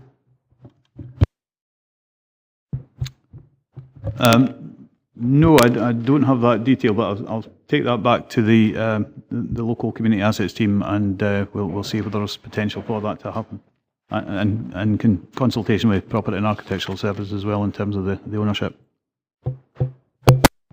Okay, I've got a number of people wanting in here. I've got Ian Crothers, I've got Jane, and I've got the Vice Chair. So in that order, Ian. Thanks, Chair. Just been very pedantic, but just I need to point this out if you don't mind. Page 153, project number 53. It's Melbourne Park playing field East Rigs. If we just get that amended, that's all I'm asking, Chair, for any future reports. Okay, thanks, Ian. Harry's nodding. Yep. Jane. I'm sorry, this is a factual thing, and I probably should have asked it beforehand. I forgot. Could somebody please just explain the sports pitch allocation, the lack of? Is that because it has all been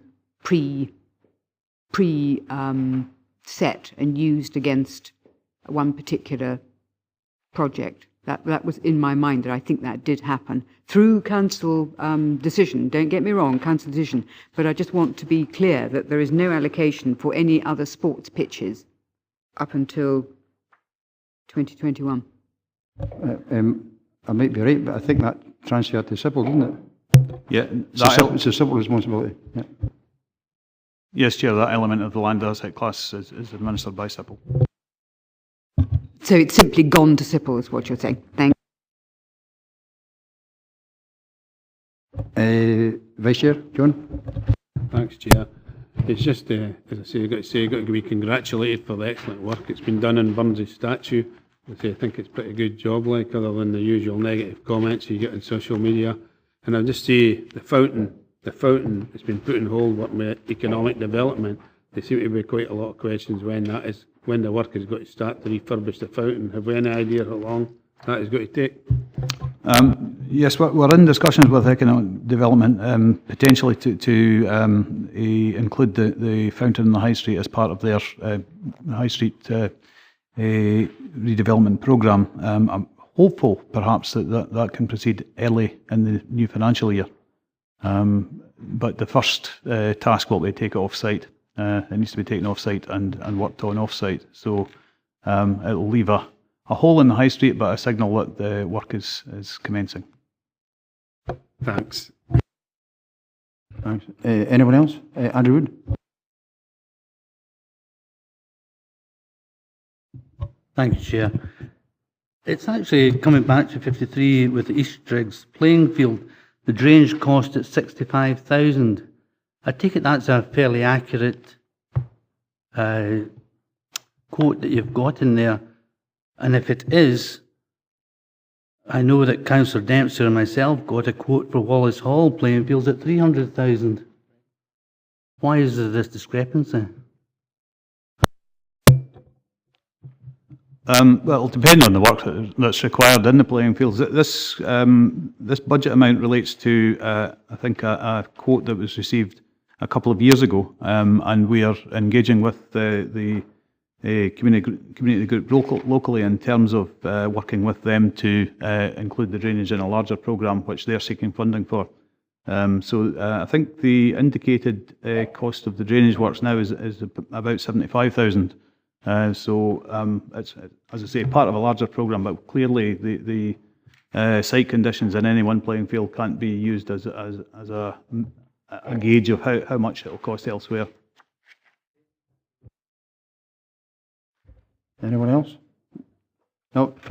In that case, then we'll move on to the recommendations, and we're asked to note the financial and physical progress on the projects to date within the land asset class programme for 2018-19. Happy to note. Thank you very much.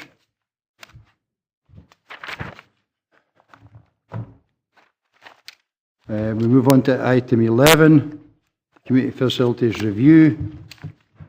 And again, before I start my preamble, you should have a big, expanded, easy to read version of the appendix. Report provides members with an update in relation to the community facilities review and the continued work to transfer community facilities across Dumfries and Galloway into community management stroke ownership and or to revise lease arrangements.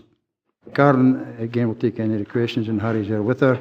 So, again, I'm minded just to go straight to questions. Jim? It's just a daft question, Chair, and I'm sure there'll be an explanation for it, but and they're both in this deal. One like head's being transferred to a management committee in March 2019, so is Sanker Town Hall. In this deal, one like head, it shows a budget pressure of nearly £4,000. Sanker Town Hall, there's no budget pressure at all, and yet we're responsible for Sanker Town Hall until 2019 because there's never been a management committee there. It's been run solely by the council. So whilst I'm not concerned, the hall's been run, it's been run efficiently, it's working, it's in use. I'm just surprised there's no budget pressure because it's still ours.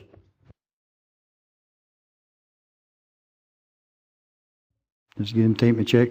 Sanker's on the first page and one that heads on the second last, Harry. And the big expanded, which is good to read, and it's a good, thankfully it's a good document to read.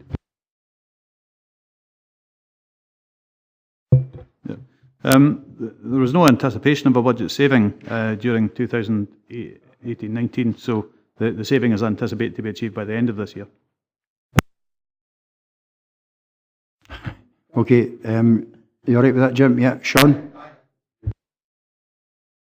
Again, just another quick comment. I wasn't at the last meeting, but I did raise the meeting before that about for completeness to get the full history. So thanks for actually doing that now, because that's the complete report. Shows where we've been, you know, the journey we've been from the last few years with regards to community facilities. So thanks for that. Okay. Okay, in that case, no more questions. We'll go to recommendations. So we're 2.1, note the progress has been made since 2013 in relation to the community facilities review. 2.2, agree that Newton Stewart Community Centre is surplus to the needs of the Communities Directorate following the closure of this facility on 21st March 2014, at which point all existing users were reallocated alternative accommodation.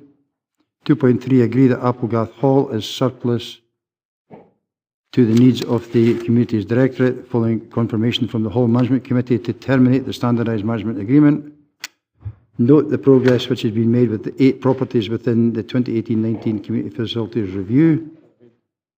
2.5, agree to remove Moffat Town Hall from the Communities Facilities Review.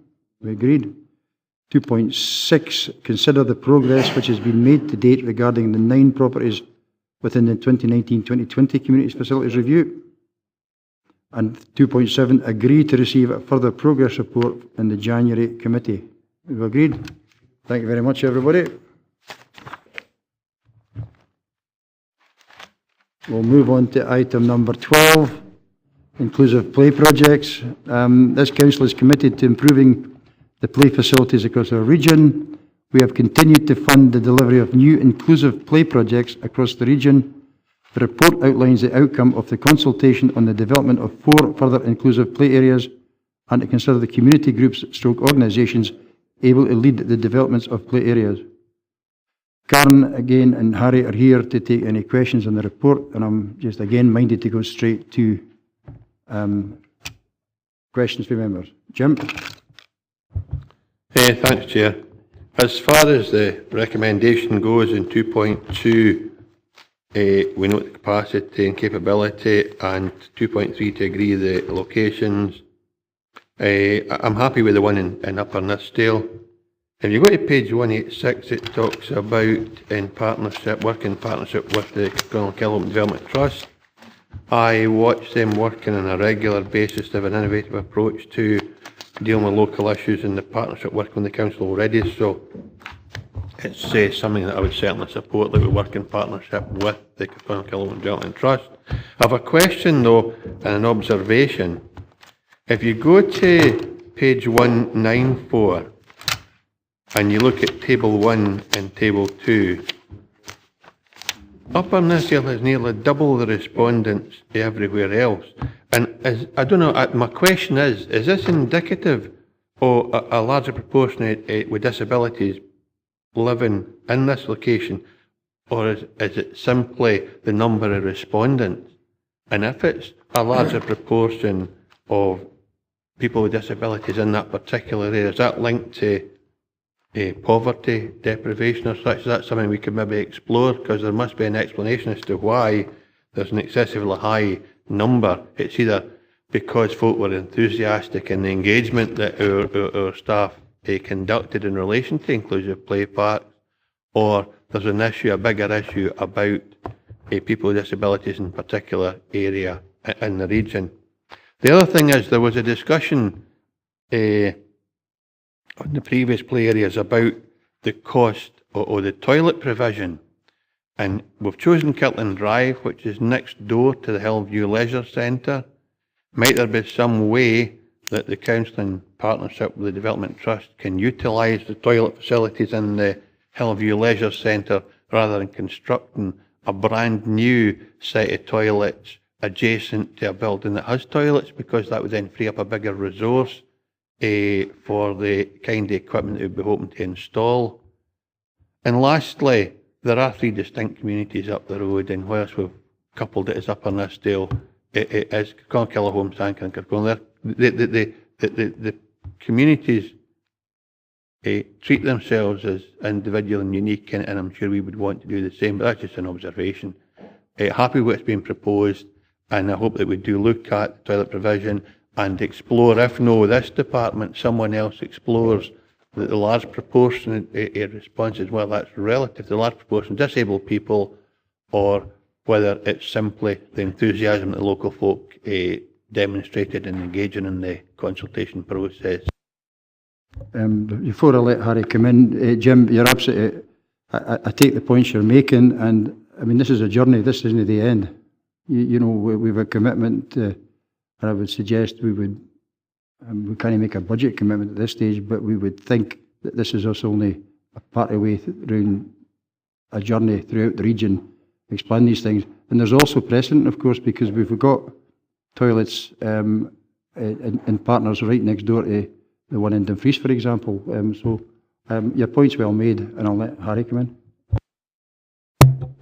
Thanks, Chair. In terms of the numbers, yes, there's a significantly larger response from Upper Nithsdale than for the other areas. I couldn't give you any reasons for that at this stage other than potentially enthusiasm, and I think there was a higher number of focus group meetings were held in Upper Nithsdale as well. In terms of toilet facilities, if there is potential to work with colleagues in SIPL in terms of Hillview Leisure Centre, we will try and explore that. We're currently looking at options for the Annan Park because that's situated next to the leisure centre there, but clearly there's potentially cost issues to be taken into account. But if we can work with partners, including our own colleagues in SIPL and with the Development Trust on the potential for development of a changing places facility, then we will certainly explore those options.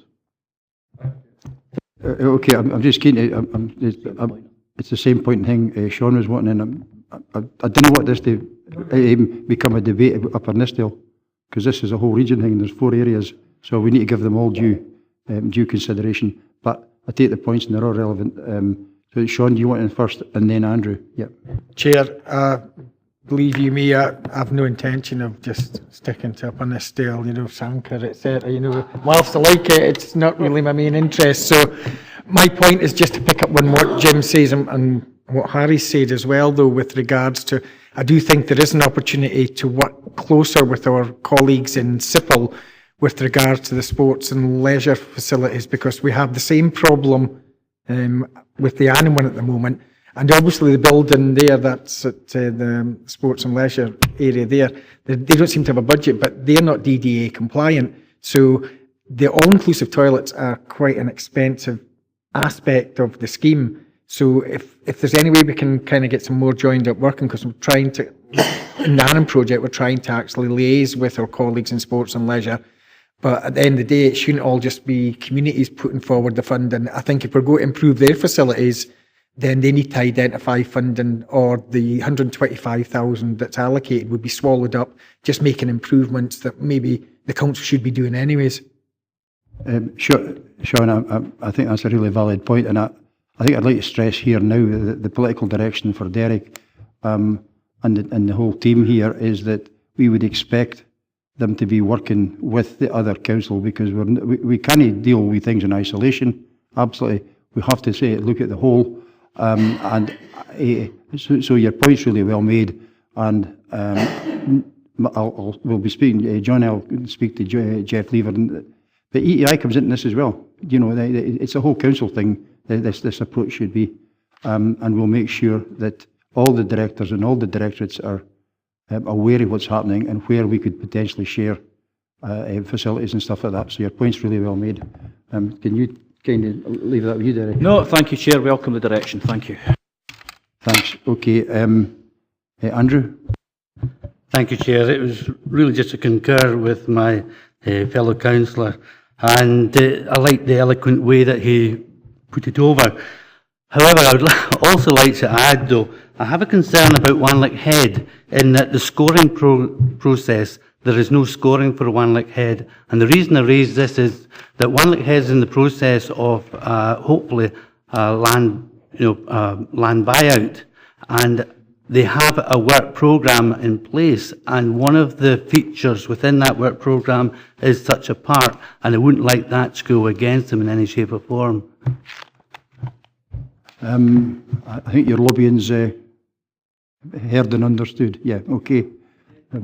I think that's what it can be at this moment in time, because we're working on a council decision, as is just now. But I take your point, and again, we could probably have been a bit more prescriptive when we made the council decision, but that's water under the bridge, where we are. So let's just kind of move that forward. Any other questions? No. In that case, we'll go to the recommendations. 2.1, we've got to note the consultation results. Happy to note. 2.2, note the capacity and capability of the Lockerbie Community Council Steering Group, the Kirkconnell and Kellow Home Development Trust, the Castle Douglas Development Forum, the Newton Stewart Initiative to take forward play area developments. And 2.3, agree that the locations for the development of inclusive play sites are McGerrow Park in Lockerbie, Kirkland Drive and Kellow Home, the Market Hill in Castle Douglas, and Douglas Park in Newton Stewart, along with the organisations detailed in 2.2 as the council partners. Are we all happy with that? Happy to agree? Thank you. Thanks very much. We'll move on to item 13, which is our council plan has a commitment to a DG Clean initiative, and this report updates members on the second trial of the Keep Scotland Beautiful roadside litter campaign, which aims to assist Dumfries and Galloway Council to reduce litter and fly tipping on our major trunk roads. Again, it's Harry and Karen are here to answer any questions in this. Just a bit of an update. I had been asked to query why some of the bins had been put back in the lay-bys. So before we move on to questions, Harry, can you just explain what the situation was? Chair, we had a remit to conduct a further trial following the committee's decision in June. We've done that, and at the end of the trial we put the bins back, and clearly if there's a council decision to remove them, then we will remove them again. But if we didn't feel it was within our remit to leave them off after the trial. I know it's not in the papers, but have you any anecdotal evidence of what the outcome has been since you put the bins back? I think anecdotally there has been an element of litter appearing beside the bins again once you put them back, and it's clear from the second trial that the litter overall in the lay-bys did reduce when the bins weren't there, and lo and behold, when you put them back, then you do get side waste beside the bins again.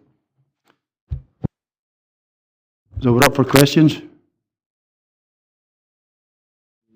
No?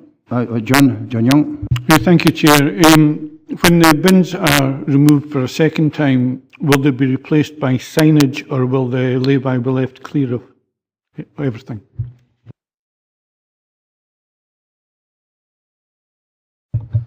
Thank you, Chair. Thank you, Councillor. I can confirm that we weren't proposing to put signage back in, and we were proposing just to remove the bins completely. Okay. You okay with that, John? Yeah. Ian? Thank you, Chairman.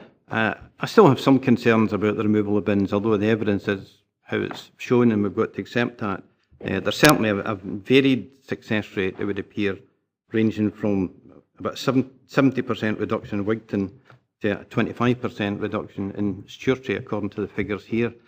However, as I said, we accept the officer's recommendations here. I would suggest one point I would make, and just to prove that I'm not being parochial, unlike Councillor Dempster, that I've had occasion to come along with 75 from the M74 on quite a few occasions recently. And the very first westbound lay-by is one with a bin removed, and every single day there have been many, many bags dumped here. Now, I appreciate it's got a particular problem because people come off the 74 onto the 75, but I think that's maybe one area that we need to have some special attention to.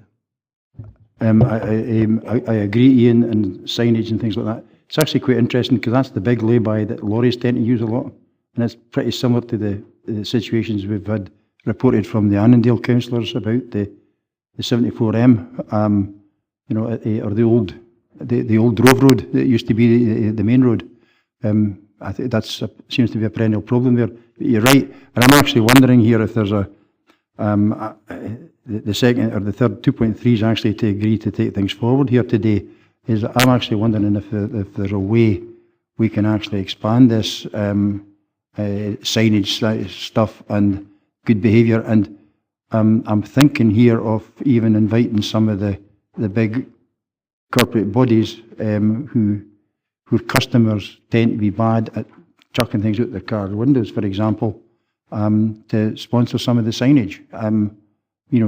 Because they've all got community funds, they all put money back into their communities in different ways, and I'm actually wondering here if there's a capacity for folk in that department, the ward managers, for example, or whatever, approaching some of the businesses in their area to say, would you fancy sponsoring that? Would you fancy sponsoring the lay-by? Or would you fancy sponsoring the roundabout? All sorts of things. So it's purely a thought, and I'm obviously in your hands on that. So, is that, Adam? No, absolutely, Chair. I think that's appropriate. I do think that McDonald's have actually done quite a good job in preventing a lot of the litter roundabout where they're situated at Lochside. Just sort of in that recommendation about, sort of continuing to agree to work with Keep Scotland Beautiful, to Keep Scotland Beautiful think that there's sort of more to be done, and how would they see that panning out across the region? There's certainly more to be done in terms of working with KSB. We're also working with the likes of the Freight Transport Association and their members in terms of encouraging hauliers and their staff to reduce the amount of, or eliminate the litter coming out of vehicles. We've talked before about working with the ferry companies as well, because that's clearly where people congregate at the end of their journey along the 75 east to west. And there's opportunities there, I think, to try and get the message across more to haulage firms. But it's not just haulage firms. There are private cars that are putting litter out of their doors as well. And there is potential to put signage in the particular hotspots. I think the most easterly of the laybys on the 75 are a case in point, and work with Transport Scotland and their managing agent who are responsible for the trunk roads, but clearly we can work with them as well. Okay, thanks. Ian? Oh, sorry, one back in, Adam. Same thing, yeah. I think in going forward, I would stress we spoke about the sort of particular hotspots in Arndale, not just linked to the A75. And going forward, I would stress, I think in the first instance, working with the partners that you've said there, it needs to be that first step before sort of rolling something like this out, further. Derek? Yeah, thanks. Just on the same point, Chair, thank you. Yeah, I had a meeting with People's Project this week, and anecdotally again, so it's not evidence-based, but I would tend to take their feedback quite seriously. They put signage in at the car park across from the Lordburn Police Station, and that's, again, it's not a traditional council sign, it's a community type sign, simply reminding people to respect their town centre. The indication from the People's Project is A, the sign's been well received, and B, there has been benefits in terms of the accumulation of litter. So I think Councillor Wilson makes a very important point, and therefore I think what we'd be keen to do, Chair, is to maintain this communication with communities who are as committed as us to address this issue.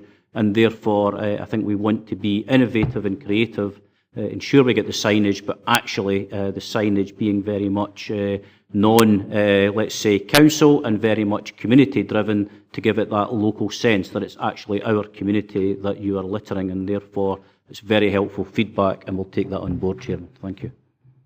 Thank you. I'm actually just wondering, my mind always goes back when I used to come through Cumnock, and the slow down signs were done with local primary school kids as a competition. I mean, we can really expand this. I would suggest, if we're going to be, let's be really proactive here. Let's be really ambitious and spread this right across, because it fits into curriculum for excellence for primary school kids and for all kids. So I take that forward. I've got Ian Crothers and then Jane. Thanks, Chair. It's, I suppose, just a couple of comments. I mean, Councillor Blake said we've got to wait evidence that this is actually working, but I still have concerns. I mean, it's just on the perception out there that it's actually not working. So, and I still have concerns myself, Chair. I suppose my own ward, A75 is what we're talking about here, so we're being quite specific. I don't think we've got much option but to go forward with. But you've got hot spots along that A75. Maybe if we had a truck stop or something like that, it would make the difference. There seems to be that deficit, but certainly, like say Hetland Hall, there's everything from cigarette ends to human waste. It's not in a lay-by, but it's just off the road with the park, but it's almost come a mini truck stop in its own right. And there's other places across the piece. So I do think with 2.3, there's maybe a potential that maybe members can get involved in regards to some of the comments that have been made. Maybe Councillor Justice wanting to make a couple of comments about that actually in 2.3, how do we actually progress this? But because I've still got concerns, I mean, I think personally I've got a careful eye on this, kind of watchful eye, just to say, okay, this does start to grow arms and legs and letters does start to appear and it does become a nuisance. So certainly would look to bring it back to committee, Chairman. I still have got some concerns because it's perceived. Well, absolutely. As you say, it's everybody's rubbish, right? And it's nobody's rubbish. This should be a cross-party thing. You know, the whole council should get behind this, absolutely. So thanks very much for that positive input. I'll come, Andrew, just a minute. We've got Jane first, if you don't mind. Yeah, Jane. Thank you very much indeed. I'm struck by what members are saying that about the community angle to this. I quite agree with that. The problem is that the A75, very largely, with the exception of one or two communities, in fact, is detached from its communities. People whiz past at 50, 60 miles an hour, and the idea of looking at a sign, frankly, is absolutely irrelevant. They won't. They just chuck it out the window. I wondered whether actually we could look at this on the basis of award working. Members say to officers that this is what we think is a particularly bad place and take a bit of ownership of, you know, adopt a lay-by or something similar. I think it's horses for courses. I think we should be much more ferocious. This is a total waste of money. I mean, the most outrageous waste of money to pick up other people's litter. And I can't help thinking that I would like to take a much fiercer approach to this. I'd like to use our community safety teams. I'd like CCTV. I'd like 2 or 3 really high-profile efforts. And if we have to take it all the way, we take it all the way. Jane, I take totally on board your point about the more local you make the campaign, the more successful it will be because they'll take local ownership. Totally get that. I've just asked Derek there, is that we can consider, we can actually put something together. Whether it would have to come back to committee, I don't think so. Can we just leave it, we committee direction to Derek to actually set up like mini groups in each of the localities with the local members and the local ward officers and the local street scene guys. We could tie it all together quite nicely into the local communities. That's a view. I mean, I'm in your hands. If you agree with that, we can put that in motion. Ian, and then as long as Andrew's prepared to give way to you. Yeah. That's fine. It's on the same point, really. I certainly agree with a lot of what's been said about that, and I think that's maybe the way to go forward. I think in respect to the kind of adoption of lay-bys and roundabouts was mentioned, I think that's a very positive thing. Certainly in Glenrothes 5, I think it's full of roundabouts. Every single roundabout there has a company logo that's been adopted by it. I think we should maybe incorporate that in the recommendations to bring back a further report on how this could be progressed. That's what I would intend, Ian. Absolutely. And before I let Andrew in, I was going to suggest here it would be really helpful if we can quantify the landfill taxes saved over the piece, because this isn't just about keeping the added benefit from this is, yeah, we've got nice clean, yes, but in actual fact we're paying less in landfill tax because all the roadside rubbish has to go to landfill. Am I right, Harry? Yeah, I think so. It does. It'd be perhaps difficult to.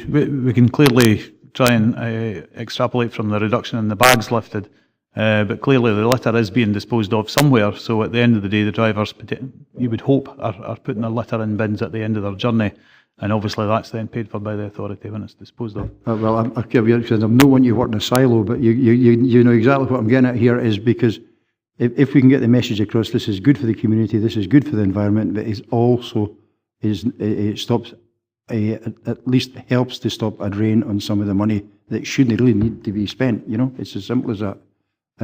Andrew, sorry, you've been waiting patiently. Thanks, Chair. Don't worry, I've got a lot of patience. I completely agree with everything that's been said so far.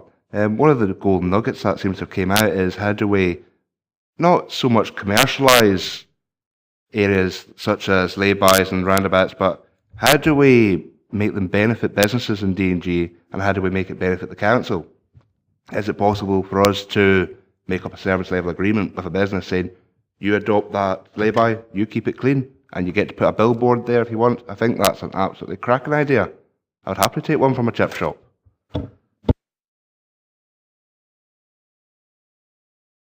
After that last advert, we'll move.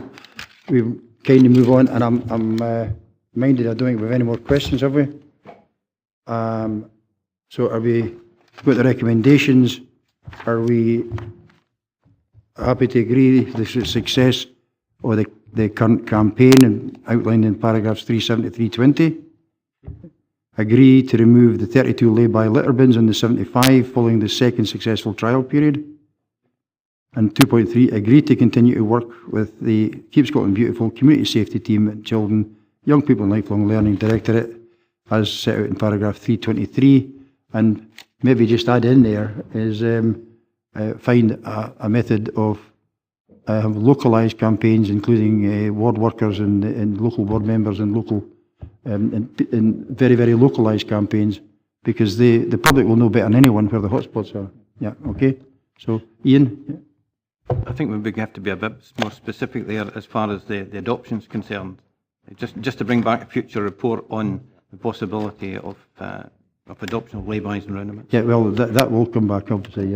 Derek? Yeah, thanks, Chairman. Obviously guided by colleagues in governance, but I think if we just simply indicate in recommendation 2.3 that we would now wish to fully develop the council plan commitment on the DG Clean initiative to develop this at a ward level, taking into account the various points that have been made today. They're all very much work we're already doing. I mentioned the People's Project, so we've already having conversations which reflect the spirit of this. So I think the recommendation simply needs to reflect. We'll bring back future proposals which fully develop this work based on our ward working model and our DG Clean commitment in the council plan, which is quite specific. And I think we do acknowledge that, yes, this is a huge change for the public, who remain in some cases sceptical that it is making a difference. However, let's be clear, this is behavioural change which doesn't happen overnight, but we need to give that leadership. And I just want to thank the members because you've given us that. It's appreciated. I can assure you our workforce appreciate this development. They will tell you in no uncertain terms the most frustrating part of their job is daily picking up people's litter that has been not just discarded from cars along as they're driving along, put beside bins, etc. So it's behavioural change. That will be the real saving. They will be diverting these resources to more tangible work that benefits our communities rather than hinders it. And I recall Councillor Marshall making that point at a previous committee. We will show them the difference this makes by diverting these resources to more productive work. Thank you, Chair. Thank you. Are we happy with that, folks? Yep. In that case, thank you very much. We'll move on to item 14, the update on the development and publication of the Council's Community Food Growing Strategy report by the Head of Civic Local Services. We've got Pat Riley here as well as Harry to answer any questions in this, and I'm minded just again to go straight to questions. Well, in that case, then we'll go straight to the recommendations, and we're asked to agree the publication of the Community Food Growing Strategy and Action Plan in accordance with the Council's original anticipated timeline. Agreed. And 2.2, agreed that the duties imposed by paragraphs 11.1 to 11.15 of the guidance, the type of land that should be included in the Community Food Growing Strategy and Action Plan will be subject of a report to this committee in September 2019. Agreed. I think maybe just add in there is I'm delighted to see that schools are involved, but I would like maybe some assurance that we've got even more involvement with schools over the period, over the piece. And maybe highlight some of the good work some of the schools are already undertaking. If we could do that, Pat, that would be very helpful. But that will come back in this normal reporting cycle. Okay, so thanks very much, Pat, for all your work, and thank you. So we agreed 2.1, 2.2. In that case, we'll move on to the final item in the agenda. The establishment of the Dumfries and Galloway Regional-wide Community Fund. Report is to progress the arrangements for the Dumfries and Galloway Voluntary Wind Farm Region-wide Community Fund to be known as the Region-wide Community Fund, or RWCF. Liz and James are here to take any questions on the report. And again, I'm happy just to go straight to questions. Jim? I have a couple of observations first, Chair. One on page 296, 322, and indeed 321. I'm encouraged by that, I presume that we will always say that there will not be a requirement for these developers to pay funds into this fund. I don't think that would be appropriate, and it's certainly no the sentiments that are expressed to Councillor Wood and I when we go around our own local community councils. They're very determined that the resource is theirs to be used as they see fit. The other thing is, in page 300, it's talking about meeting arrangements. The third paragraph, doing meetings are in private. That's no consistent with council policy, and it's no consistent indeed with wind farm benefit monies. The meetings in Foundation Scotland, etc., that manage them, they're held in public. There may be an assessment panel that meet in private and make recommendations, but the meetings themselves are public meetings, as far as I understand it. That would be the council policy anyway. And the last point I want to make is, the whole purpose of these funds is to try and invest in the local communities. So there is no reason to have a region-wide fund. There is merit in having a Dumfries and Galloway community fund with some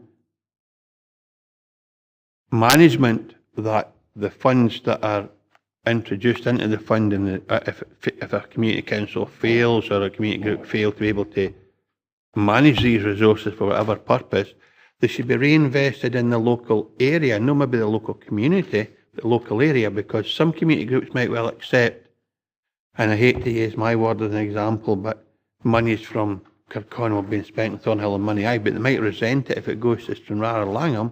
So there's no reason why we couldn't, on every occasion, localise the fund so that there's an indication, there's a sentiment that we're actually following Scottish Government guidelines, because Scottish Government they don't have a position in this, but the guidelines are quite clear that the money should be invested in the inverted commas local communities.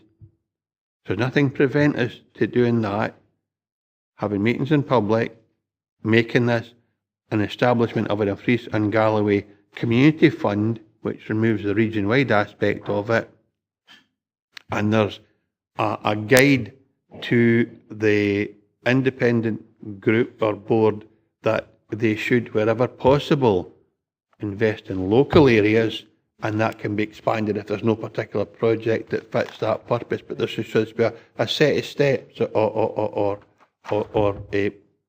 measures. Can the local community manage their fund? If no, it goes into the Dumfries and Galloway fund. Is it then an opportunity to invest in a local area? And if no, the last resort is a wider area. And that would be a test you could apply with no difficulty if it was set up. And that's what we're trying to do today, and set up some kind of mechanism for this particular fund. Okay, I'll let Liz or James come in here just now, but Jim, you're absolutely right, but this is a mechanism to set the fund up, right? And the appendix is the proposal, which would then go to the first meeting of that board to be, and that the board will decide. And there's only one council representative on it, and that's currently down to be the chair of this committee, whoever that might be, and the substitute is the vice chair of this committee, whoever that might be. And I think, but you're right, and the criteria for a grant award is in the gift of that board once it's set up, not in ours. But what you can do, I would suggest, and I'm kind of looking at governance here, is if we agree this today, the charge to me at the set-up time is to reflect the views that are here and ask that board to take them on board when they actually finalise their criteria. And I think that's probably the logical, sensible way forward. Yeah. So, and I've heard what you say, and I've seen a few nodding heads were going about when that was the case. And I totally get the point. You know, why would Glenkens, for example, residents who are getting all the disruption, be happy that their money was getting spent at Port William or Langham? They wouldn't be, you know. So I think there needs to be a degree of localism comes into this. But that will all be built in at the first meeting of this board when we consider that. And James has heard, who's our lead officer, has heard the whole conversation here. So we can, no doubt he'll keep me right and make sure that the vote the way that this committee just tells me to vote. Just in for clarity, Chair, are the other papers here just for our information, because it talks about meeting arrangements? So I thought we were agreeing the meeting arrangements today. No, we can't, because that's, you should know better than anybody as the chair of the IGB. You can only recommend, you can't tell that autonomous body how to react. Right? So you can make a recommendation to them, but you can't tell them what to do. There's no direction. Because once they become an autonomous body, we are where we are. It's been managed by the council, as far as I understand it. We are the parent body. No. And no, we're not. No, we're not the parent body. No, that's the whole idea. It's not the council, right? And that's exactly why there's only one council vote on it. So the council can't push things through there. Right? It takes reasoned argument with the other board members to actually get it through. So that's the whole. That's the beauty about it, Jim. Is it takes it away, and it's like an extension of what currently happens with some of the other ones. And it's really here. It's a safety net for areas who can't get people to agree. Right? You know, and the proof of the pudding will be in the eating. When folk didn't put any money into it. Right? So the leather, absolutely. So sorry, Liz, I've cut across you there, but I can't see when it comes to my word anyway. It's and he wasn't being parochial; he was looking at the whole region. So, absolutely. Didn't you look up my way? Is there anything you want to add to that, Liz? I think perhaps just to clarify, you're absolutely right. We're not a parent body, but clearly you have an interest in what's happening about the wind farm monies. And so one of the suggestions that we're making to the board is that they do provide an annual report that will come to this committee, just to let you see that oversight of the funds. I take it on that happy note, the Chair will still reflect the views that have been made here today, because obviously if it's a report we can't influence it, and all you cause more unrest if it doesn't work out.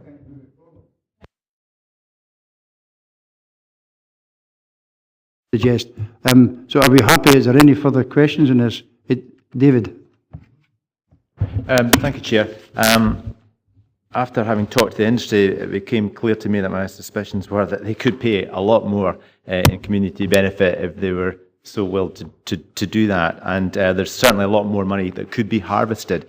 And, you know, I'm not one that would like to impose taxes usually, but this is a particularly special case where you have a wind farm, because it's actually doesn't employ many people, and we're told that it does a lot of great good for the environment across Scotland or even the UK, and yet we're getting a fraction of the benefit here. We've got more than enough energy for ourselves, and we're not getting the payback. So I don't know if you allow me to just touch on planning here, but there was one case where it was deemed that there was some sort of amenity damage being done, and therefore there was a compensation package, or I don't know what it's called, but any of the wind farm agreed that they would pay for one extra ranger or so. And I think it would be perfectly easy to argue in every case that there's a certain amount of impact damage to us by hosting these wind farms. So I think there's much more chance to exploit if through planning. That's only my personal opinion. Can't really control how they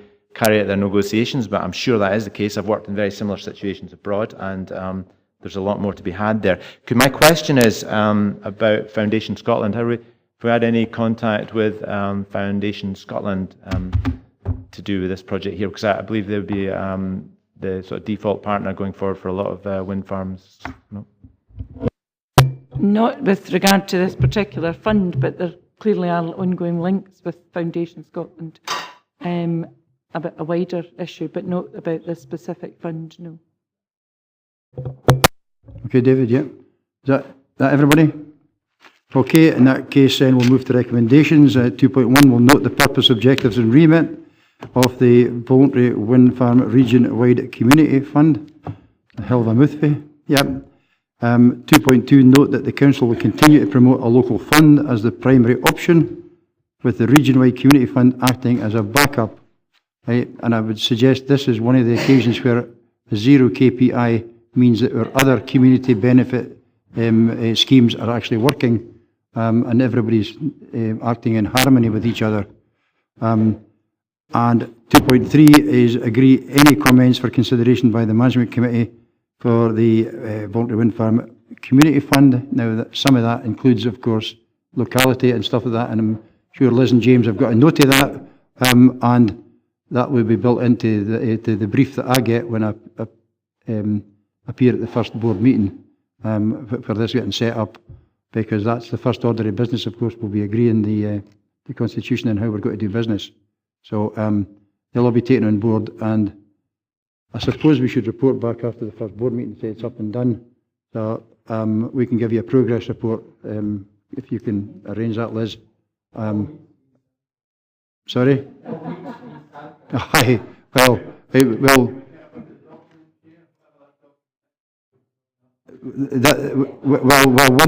once that board agrees it, then we can share it with all 43 members, because I think that's the way, and we'll hold meetings outside the inclusive play area at Galloway. Right, okay, sorry to be flippant, right? Okay, we'll move on. So that's it. So we've got the thing. I've got the picture. James has got the picture. Liz has got the picture. We'll and keep everybody informed. I'm reliably informed that lunch has arrived. So thank you all for getting through the business. Last meeting this year. Oh, and of course, so it's the last meeting of this year. So it's a Merry Christmas and a Happy New Year when it comes. Hey, ho, ho, ho. Hey, if you think Tesco's early, we're even earlier. Right, absolutely.